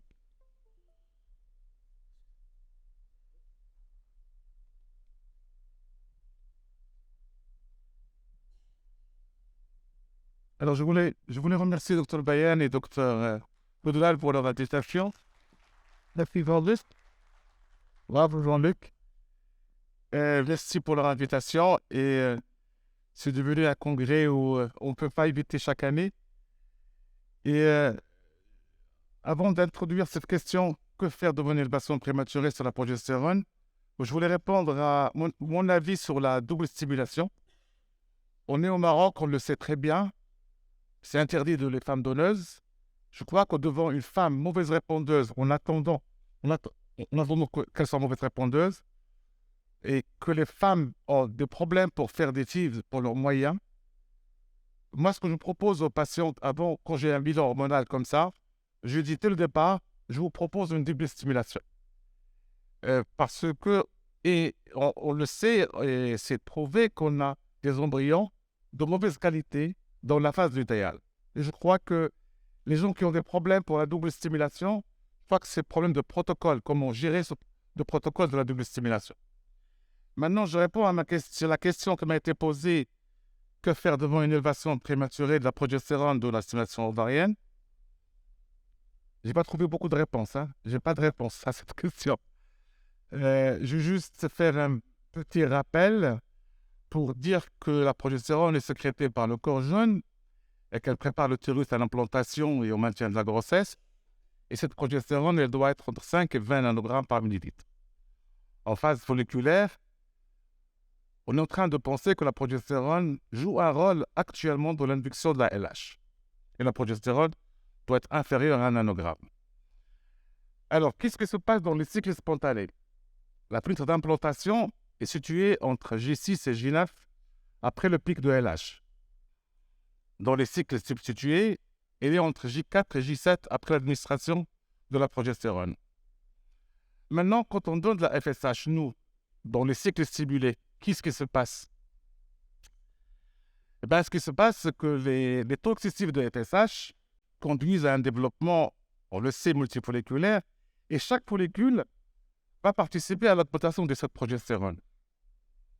La FSH, on le sait, stimule directement les cellules de la granulosa et déclenche ainsi l'expression de la 3-bêta-déshydrogénase et va produire de la progestérone avec une conversion de prégabalone en progestérone.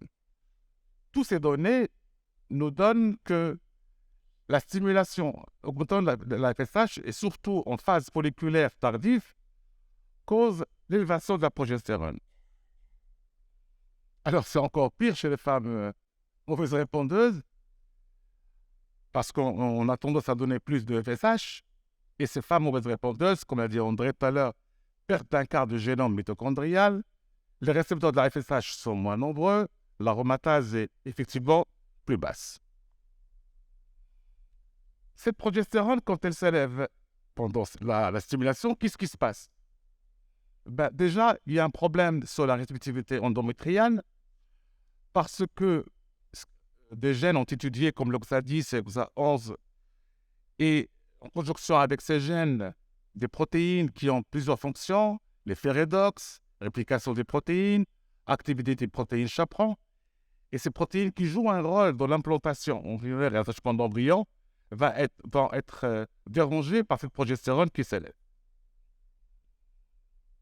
Liu a montré qu'une progestérone élevée le jour d'ACG était associée avec un nombre élevé de cellules natural killers. Et donc la progestérone exerce probablement et indirectement des effets via des cytokines sur la réceptivité endométriale. Et c'est prouvé que la progestérone prématurément élevée inhibe le LIF et l'expression des récepteurs aux oestrogènes de la progestérone et augmente la désocialisation d'endomètre, de façon autant qu'on donne des doses plus efficaces. Est-ce qu'il y a un effet de la progestérone élevée sur les ovocytes? Peu d'auteurs concluent à un effet délétère de cette progestérone élevée. Et pour la majorité, la progestérone n'a aucun effet, ni sur les ovocytes, ni sur les embryons.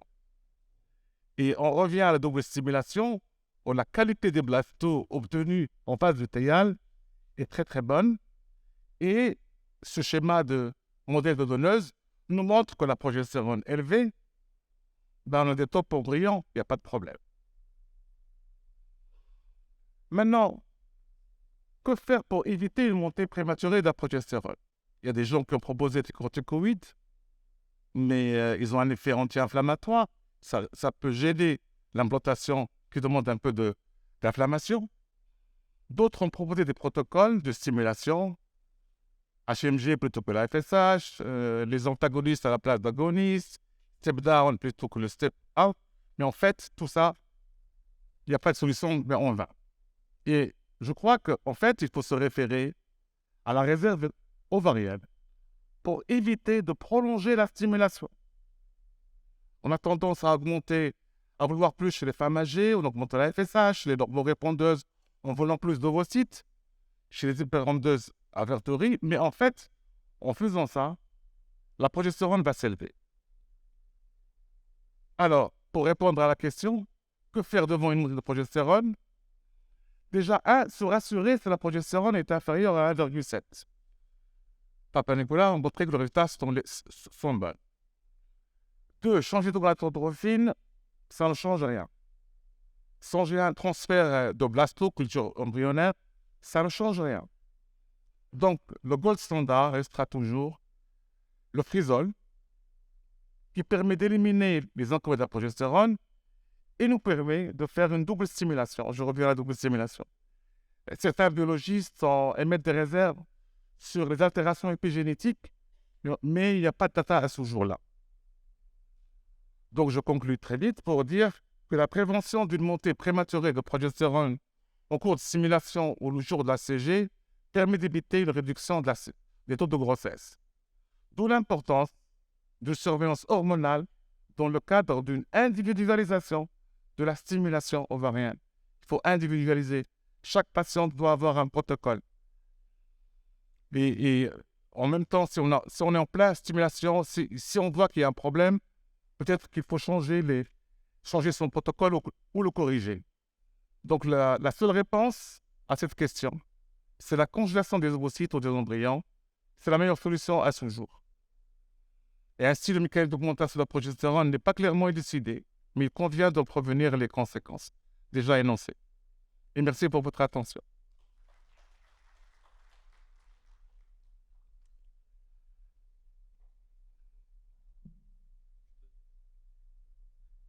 Merci Célestine pour ton topo très clair et effectivement, ça nous ramène à ce qu'on fait en amont. Parce que la problématique, elle est où? Elle est au niveau de notre stimulation. Qu'est-ce qu'on veut en faire? Alors, si on suit la théorie de Vaughan 2017, le one and done, effectivement, on est obligé de stimuler beaucoup pour avoir beaucoup d'ovocytes pour congeler. Mais là, on va être confronté à une progestérone. C'est vrai que chez les hyperrépondeuses, on peut aller jusqu'à 2 nanogrammes.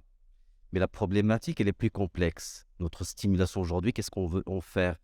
Si on est un peu plus mild, on sait aujourd'hui, et c'est démontré, que si on raisonne en cumulative life bird, il faut stimuler très fortement et que heureusement qu'on a entre nos mains la vitrification qui nous règle le problème, mais reste un problème débattu. Merci pour ton topo.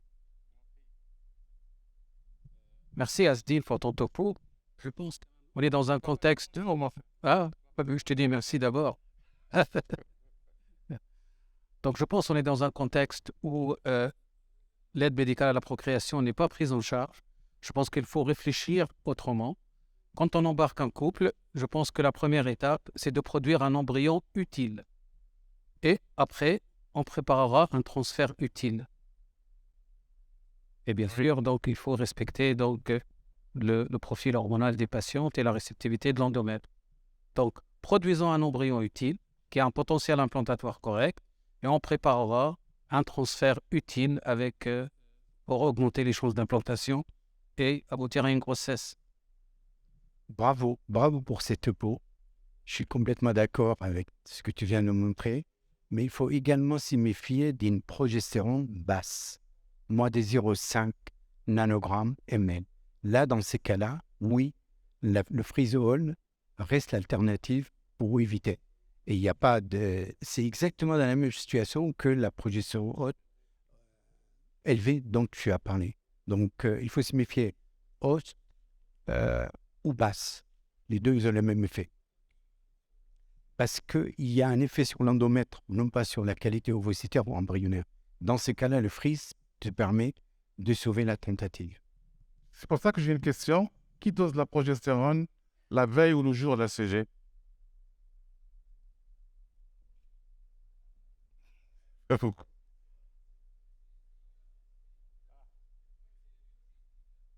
C'est... Merci. Donc, si on te suit, mon cher Samir, il faut faire du frisol aux bonnes répondeuses.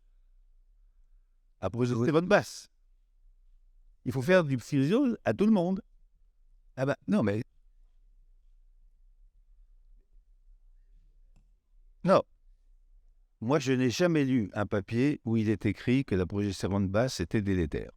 D'accord? Je fais 3 heures de bibliographie par jour, je n'ai jamais lu ça.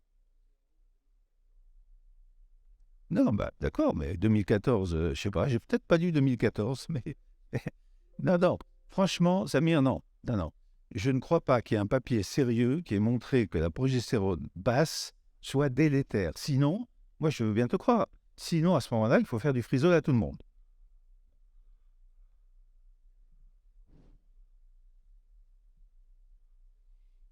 On continue donc dans notre. Moi, je vais vous rajouter 2 ou 3 trucs pour répondre. Parce qu'il y a des choses intéressantes. Donc,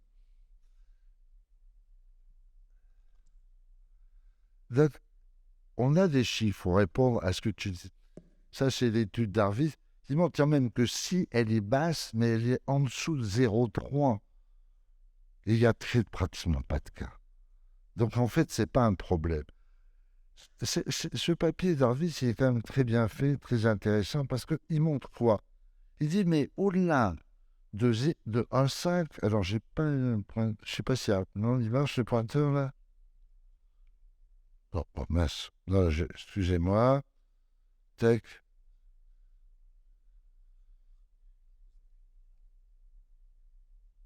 Ah ouais, d'accord. D'accord, au-delà de 1,5,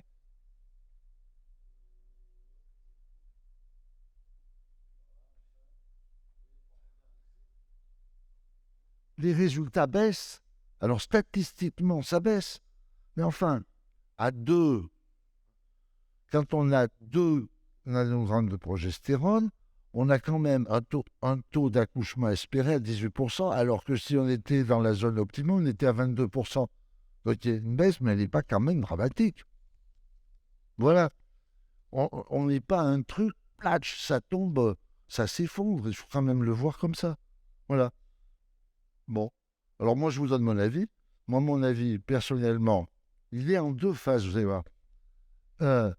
Si on a une progestérone qui est supérieure à 1,5, qu'est-ce qu'il faut faire? Moi, mon avis, il est celui-ci. Mais alors, il faut dire que je dispose de résultats très particuliers que je n'ai pas encore publiés sur les résultats du frisol, qui montrent que le frisol, ça marche moins bien que le transfert normal. Hein. Quand même ça, c'est clair, c'est net, c'est précis. Voilà. Donc, mon idée, c'est, bon, on a dosé la progestérone, on a fait la HCG, on continue, hein, on fonctionne.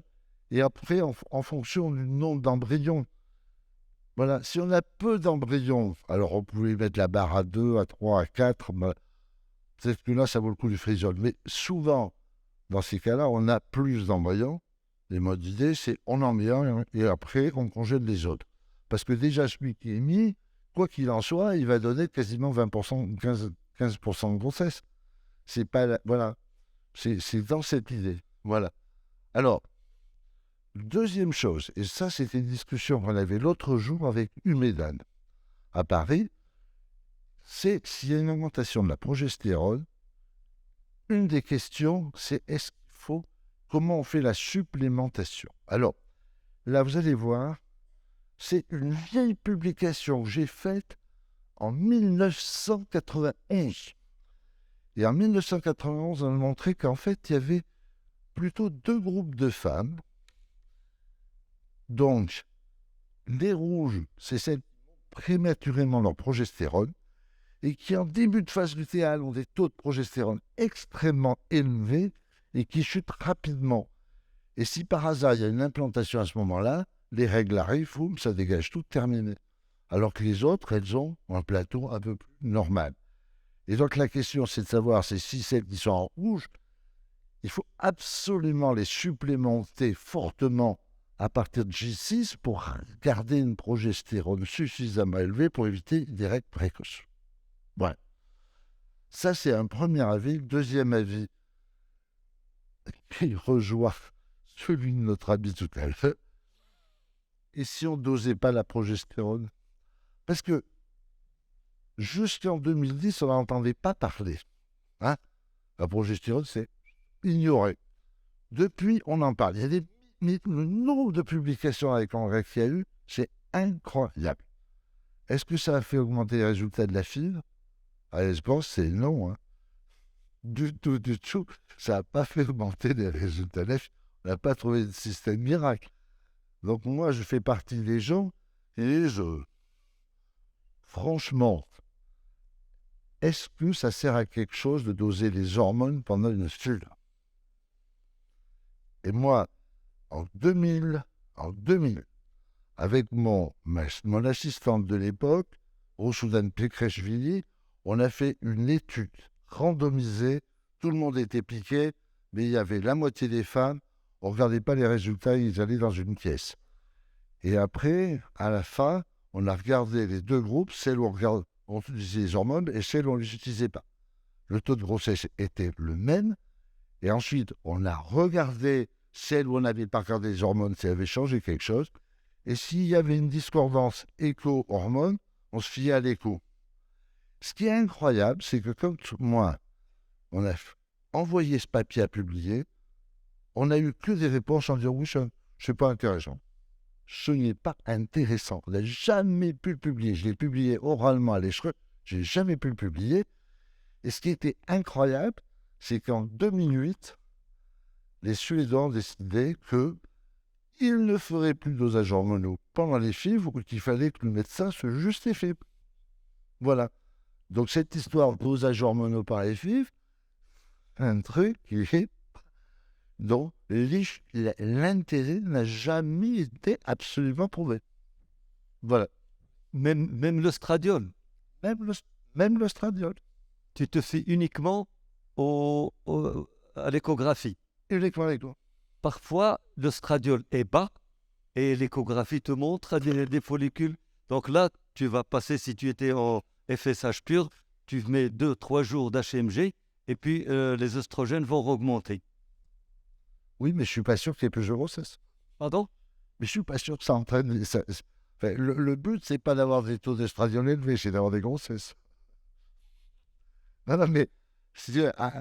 voilà, après, il faudrait faire des études extrêmement pointues en disant, voilà, les cas où j'ai l'estradiol bas par rapport aux follicules, si je rajoute des HMG, des études prospectives compliquées à faire, mais globalement, parce que dans l'étude qu'on avait faite, ce qui était impressionnant, parce qu'on avait travaillé avec le directeur de l'hôpital, qui était à l'époque, c'était si tous les centres de FIV en France arrêtaient de faire des dosages hormonaux, qu'est-ce que ça correspondait comme économie pour la sécurité sociale? 60 millions d'euros. 60 millions d'euros de quoi construire un CHU tous les 4 ans. C'est quand même impressionnant. Hein. Voilà. Et c'est une habitude de faire les dosages d'hormones. Alors, si tu veux terminer. Moi, quand j'ai commencé à faire de la FIV, on faisait surtout de la fécondation classique. Notre hantise était la lutéinisation des ovocytes. C'est-à-dire, et pour le gynéco, c'était une maturité de l'endomètre. Donc, c'était deux phénomènes et que j'aimerais bien que vous me liez, c'est la lutéinisation et la maturité de l'endomètre. Ah non, mais là, par contre, je pense que si vous voulez, c'est clair. Hein. Il est clair. Vous arrivez chez une femme qui est sous une progestérone élevée, qui a un corps jaune. Vous pouvez la stimuler, vous pouvez faire pousser les follicules et vous obtenez des ovocytes de bonne qualité. Ça joue sur l'endomètre. Là, je crois que là, c'est clair. Ça ne joue pas sur l'ovocyte et sur l'embryon. On a la lutéinisation, quand vous avez des ovocytes lutéinisés, c'est des ovocytes trop mûrs, trop matures. Et ça, c'était une hantise pour les FIVistes qui faisaient de la FIV classique. On n'aimerait pas avoir des follicules avec des granules usables complètement blanches Non, mais je suis bien votre raisonnement. Je pense que ça, c'est une notion qu'on avait, mais comme à l'époque, on n'avait pas l'audace de dire je congèle, je mets en fécondation, puis je retransfère après, on ne savait pas. Mais aujourd'hui, c'est clair que toutes les données, alors là, il y a zéro doute sur la question, la progestérone trop élevée, ça joue sur l'endomètre et ça ne joue pas sur la qualité de l'ovocyte et de l'embryon. C'est pour ça qu'on propose de faire du frisol. Hein. C'est tout. Hein. Et c'est pour ça qu'on parlait des duostimes tout à l'heure. C'est-à-dire stimuler. Aujourd'hui, les donneuses d'ovocytes, l'habitude est devenue de dire je commence à les stimuler en phase lutéale. D'accord. Mais ma question, quel est le lien entre la lutéinisation et la maturité de l'endomètre? C'est la question. Alors, je vais vous C'est entre la NH et la progestérone. Quel est le lien? Je vais être très méchant, je vais vous poser une vicieuse. C'est quoi la lutéinisation? En fait, on ne sait pas. C'est un terme qui voulait dire. Non, il est dit. La progestérone augmente, hein. C'est tout. Non, l'utilisation pour un biologiste individuel, c'est un processus que vous voyez, c'est vous avez des ovocytes avec une granulosa toute blanche. Que la granulosa elle disparaît presque. Ça, vous avez des follicules trop matures. Et pratique, c'est du visuel. Samir, c'est voie des ovocytes, parce que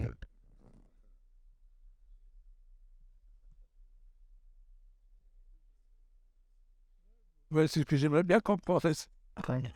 Il y a deux choses dans ta question.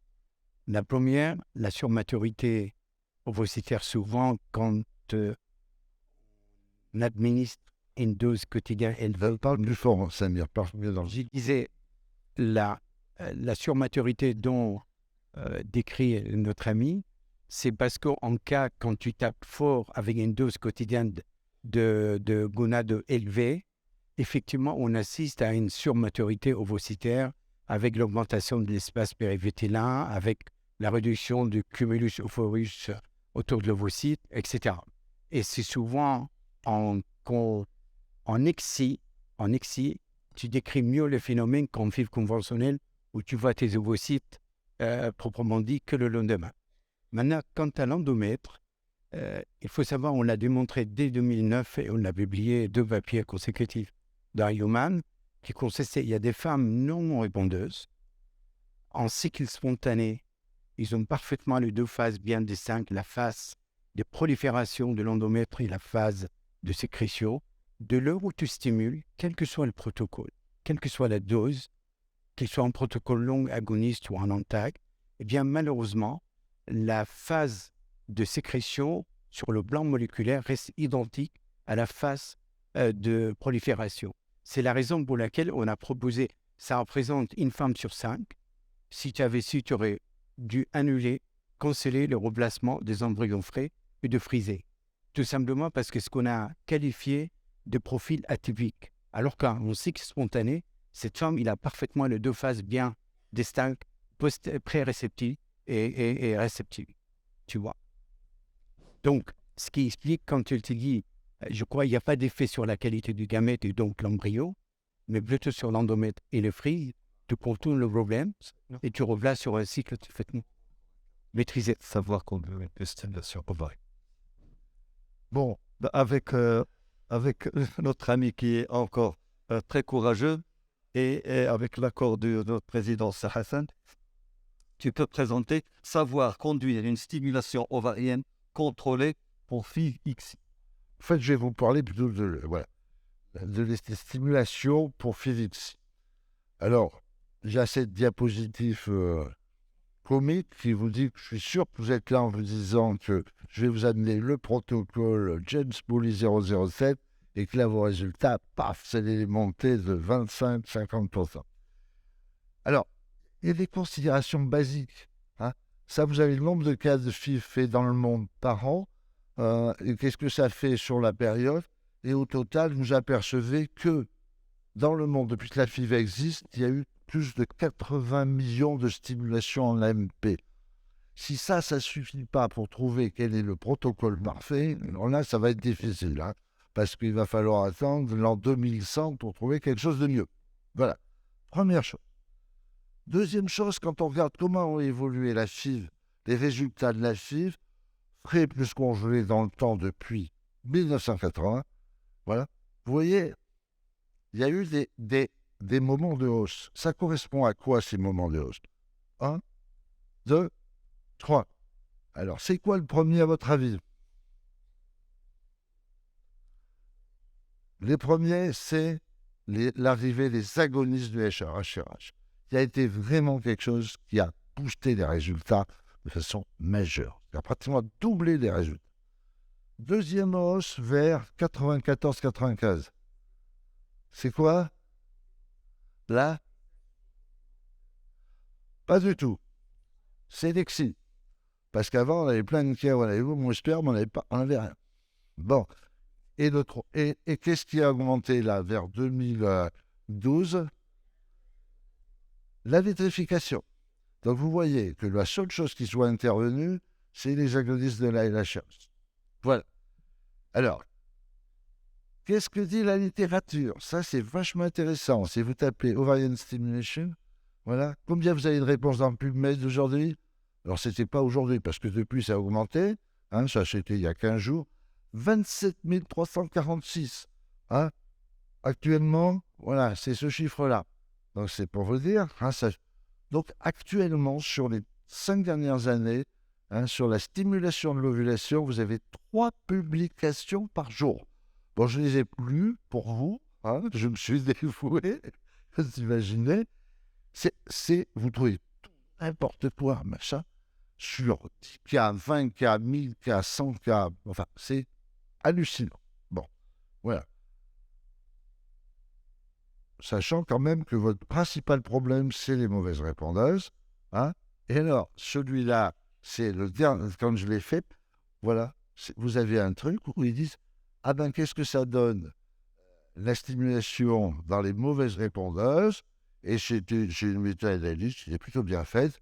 Et donc, la conclusion, c'est, en dépit des multiples modifications des protocoles de stimulation et des règles alimentaires et autres, il n'y a pas de choses nouvelles dans le problème des mauvaises répondeuses. Ils n'ont aucune solution récente. Voilà. C'est pour vous dire que quand même, il a fallu 40 ans pour en arriver à une conclusion qui est celle-là. C'est intéressant. Voilà. Alors, le protocole, celui-là, il n'existait pas. Voilà. Alors, on va discuter de 4 ou 5 choses. Voilà. Premièrement, le choix des gonadotrophies. Alors, le choix des gonadotrophies, voilà, il y a plusieurs approches possibles. Vous avez des études. Alors là, je vous ai mis un article que je suis tombé dessus. Je l'ai lu, je l'ai relu, je l'ai lu une 3e fois, puis la 4e fois, et j'ai rien compris. Voilà. Voilà. Alors, je vous en ai mis juste un tableau. Il y a des trucs, c'est incompréhensible. Celui-là, c'était le summum du summum. On ne comprend rien. Voilà. C'est une très très bonne façon de faire parce que vous ne comprenez rien, mais vous mettez une conclusion. Et la conclusion va vous dire, ça c'est mieux que ça. Vous ne comprenez rien à ce qui est passé entre-temps, mais vous lisez la conclusion. Ils sont sûrement super forts et super intelligents, donc ils doivent avoir raison. Et vous avez tendance à les suivre. Ça, c'est...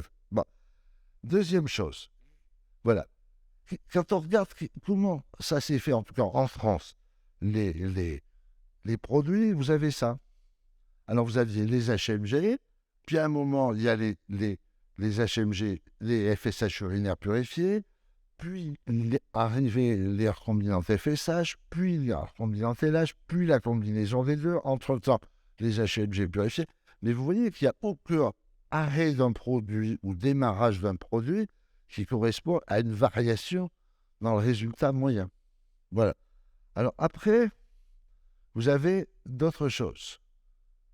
Si vous regardez, toutes les méta-analyses qui ont été faites, franchement, on ne trouve que pas de différence ou des différences minimes. Si on regarde des études en vie réelle, souvent, il y a peu de différences ou des différences minimes. Alors, des fois, il y a des recherches en sous-groupe pour arriver à trouver des machins, mais vraiment, c'est difficile. Alors, quand même, il y a une chose, c'est que je vous ai dit, les agonistes du LHRH, quand c'est apparu, ça a fait monter des résultats. Ah, oui. Enfin, André, qui était dans la FISE en même temps que moi, savait qu'il y avait un mec dont vous avez peut-être entendu parler, qui s'appelait Bob Edwards, qui avait dit qu'avant que les agonistes existent, et les antagonistes a fortiori, le pronostic d'une FIV se faisait au taux de LH. Plus le taux de LH était élevé, et moins la dame avait de chance d'être enceinte. Donc, en faisant baisser la LH avec les agonistes, on augmentait les chances.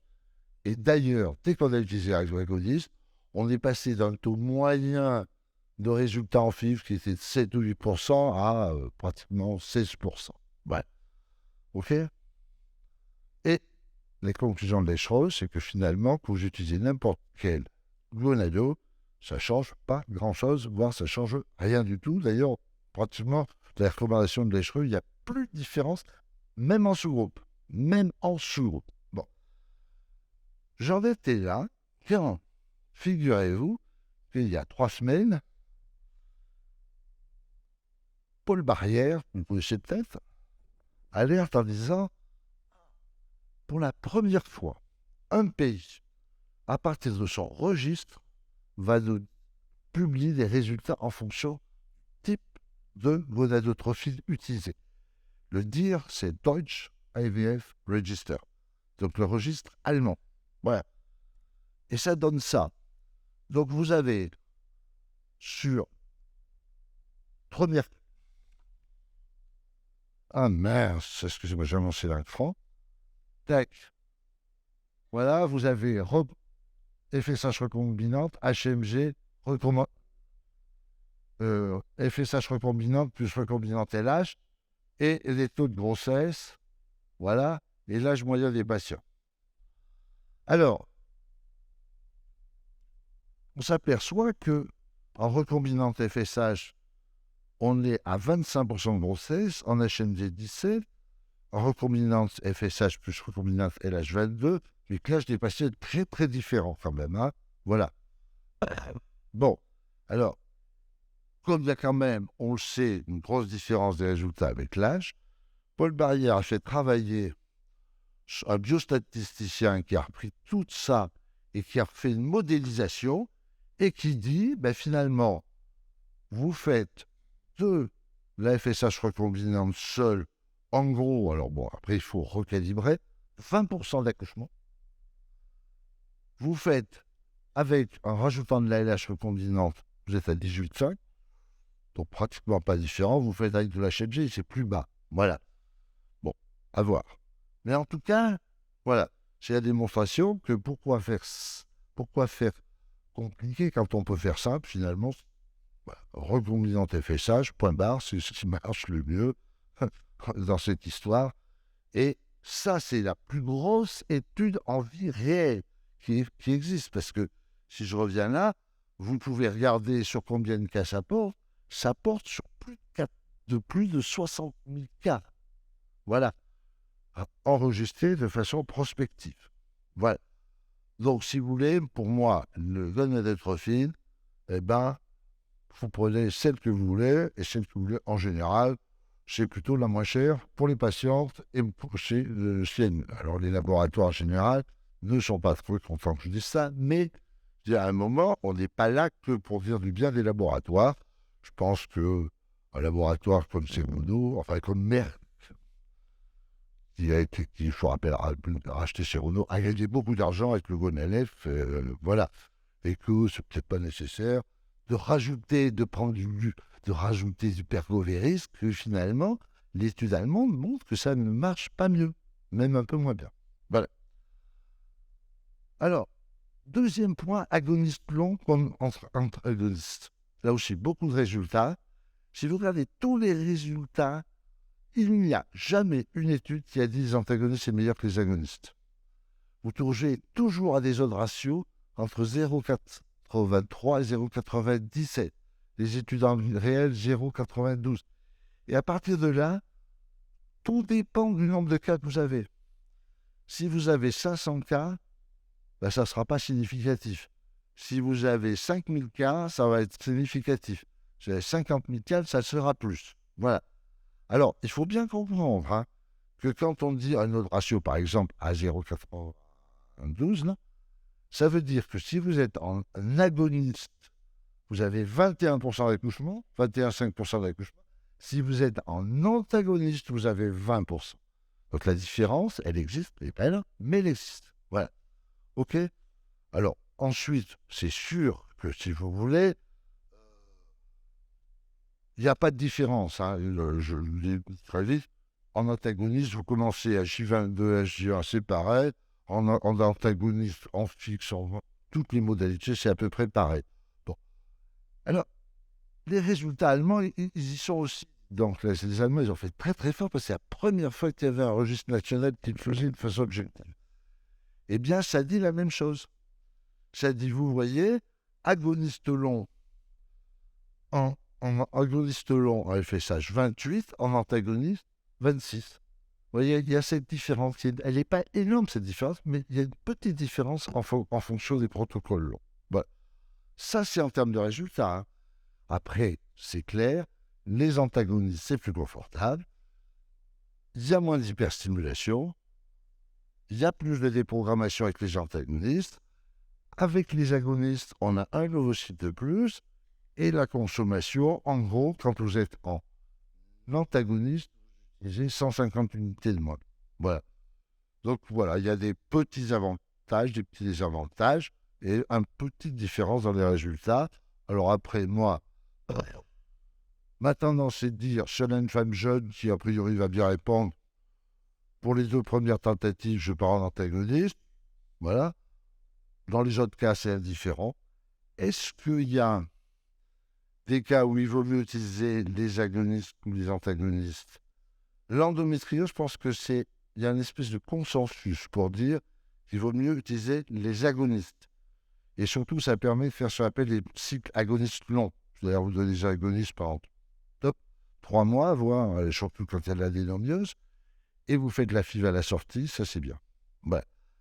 Les PCO, est-ce qu'il faut faire des agonistes ou des antagonistes? Alors, je vous avoue, quand j'ai tapé cette diapo, perso, je n'arrivais pas à me faire une opinion. J'ai regardé les recommandations de l'Echereux. Et alors, je vous conseille de les regarder. Si vous arrivez à me dire ce qu'ils proposent, moi, j'ai rien compris. C'est incompréhensible. Ouais. Mais moi, j'aurais plutôt une tendance à être sur les agonistes longs. Mais j'ai quand même un doute sur la question. Voilà. Bon. Et après, quand on est sur des échecs répétés avec l'antagoniste, je pense qu'il y a quand même, dans les bons cas, je pense qu'il faut quand même passer en agoniste long. Voilà. Alors,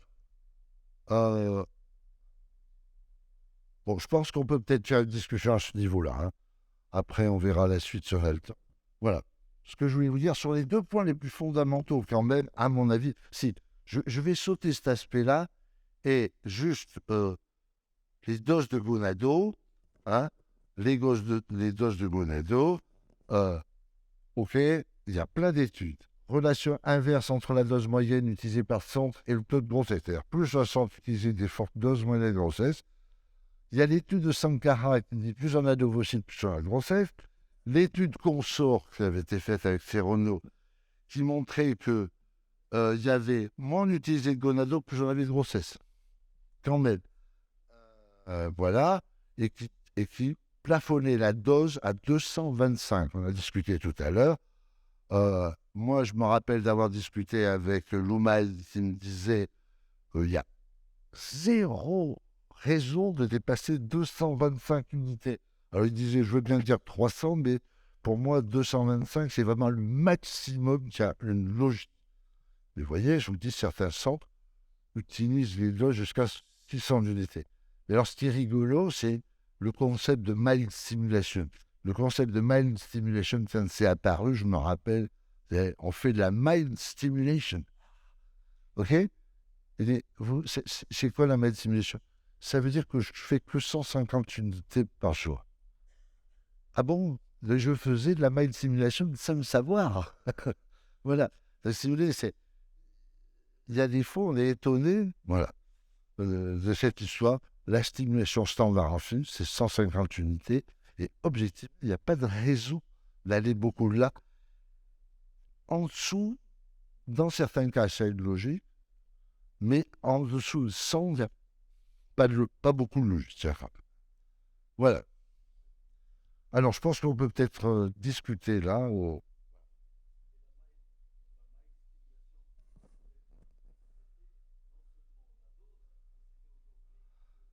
À quel moment on le faisait? Oui, mais c'était...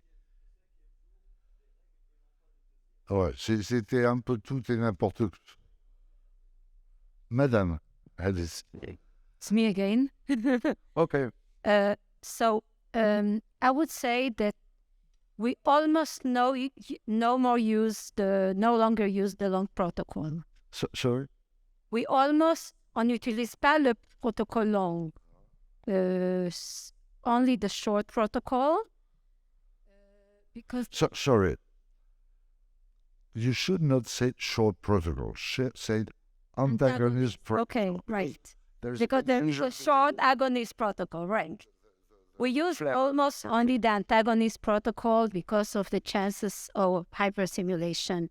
I remember years ago, 30 years ago, when I started, there were so many women hospitalized, and now it's 0.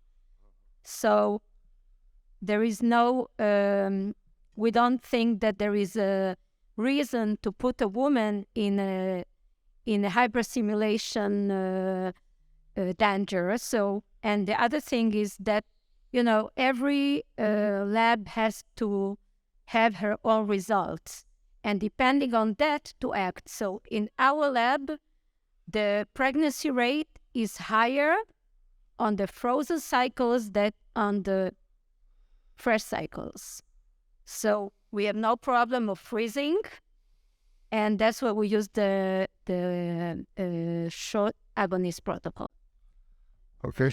I will answer you.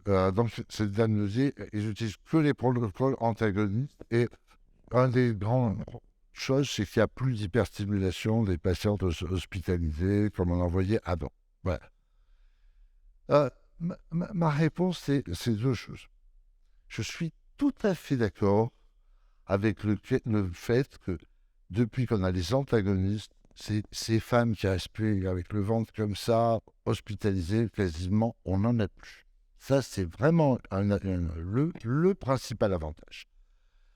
Mais un jour, j'ai un interne qui me dit « Je voudrais faire un travail, voir ce que ça donne les résultats chez les femmes qui ont été hospitalisées pour hyperstimulation. » Hop, roulé. Et là, je suis revenu stupéfié. Le taux de grossesse chez les femmes qui avaient fait des hyperstimulations était de 70%. Voilà. Donc voilà. Après, en termes de résultats, si vous voulez, hormis cet aspect, en termes de résultats, moi j'ai repris des résultats allemands. Si vous voulez, il y a 20 ans, quand les antagonistes sont arrivés, je dirigeais un organisme appelé FIVNAT. Il faisait le registre de la FIV en France. FIVNAT était subventionné par Organon, qui avait été le premier à amener un antagoniste. Et quand on a fait l'étude, sur 1 an, on a buté au résultat qu'avec les antagonistes, on perdait à peu près 10% de grossesse, c'est-à-dire on passait de 22 à 20. OK ? Donc c'était très compliqué. J'ai présenté l'étude, voilà, alors que en disant les antagonistes c'est moins bien que les protocoles longs en termes de résultats. Ça c'est clair. Et quand j'ai vu l'autre jour les résultats allemands qui sont parus il n'y a pas très longtemps, qui disent exactement la même chose, voilà, il faut le dire. C'est pour ça qu'après, moi je pense que quand on est dans des très bons cas, il faut rester en antagoniste, mais dire je fais 100% d'antagoniste. Non, pas 100%. Dans the low responder, when you don't have a chance of hyperstimulation, it's okay to do the long protocol. The second thing I wanted to say is about the endometriosis.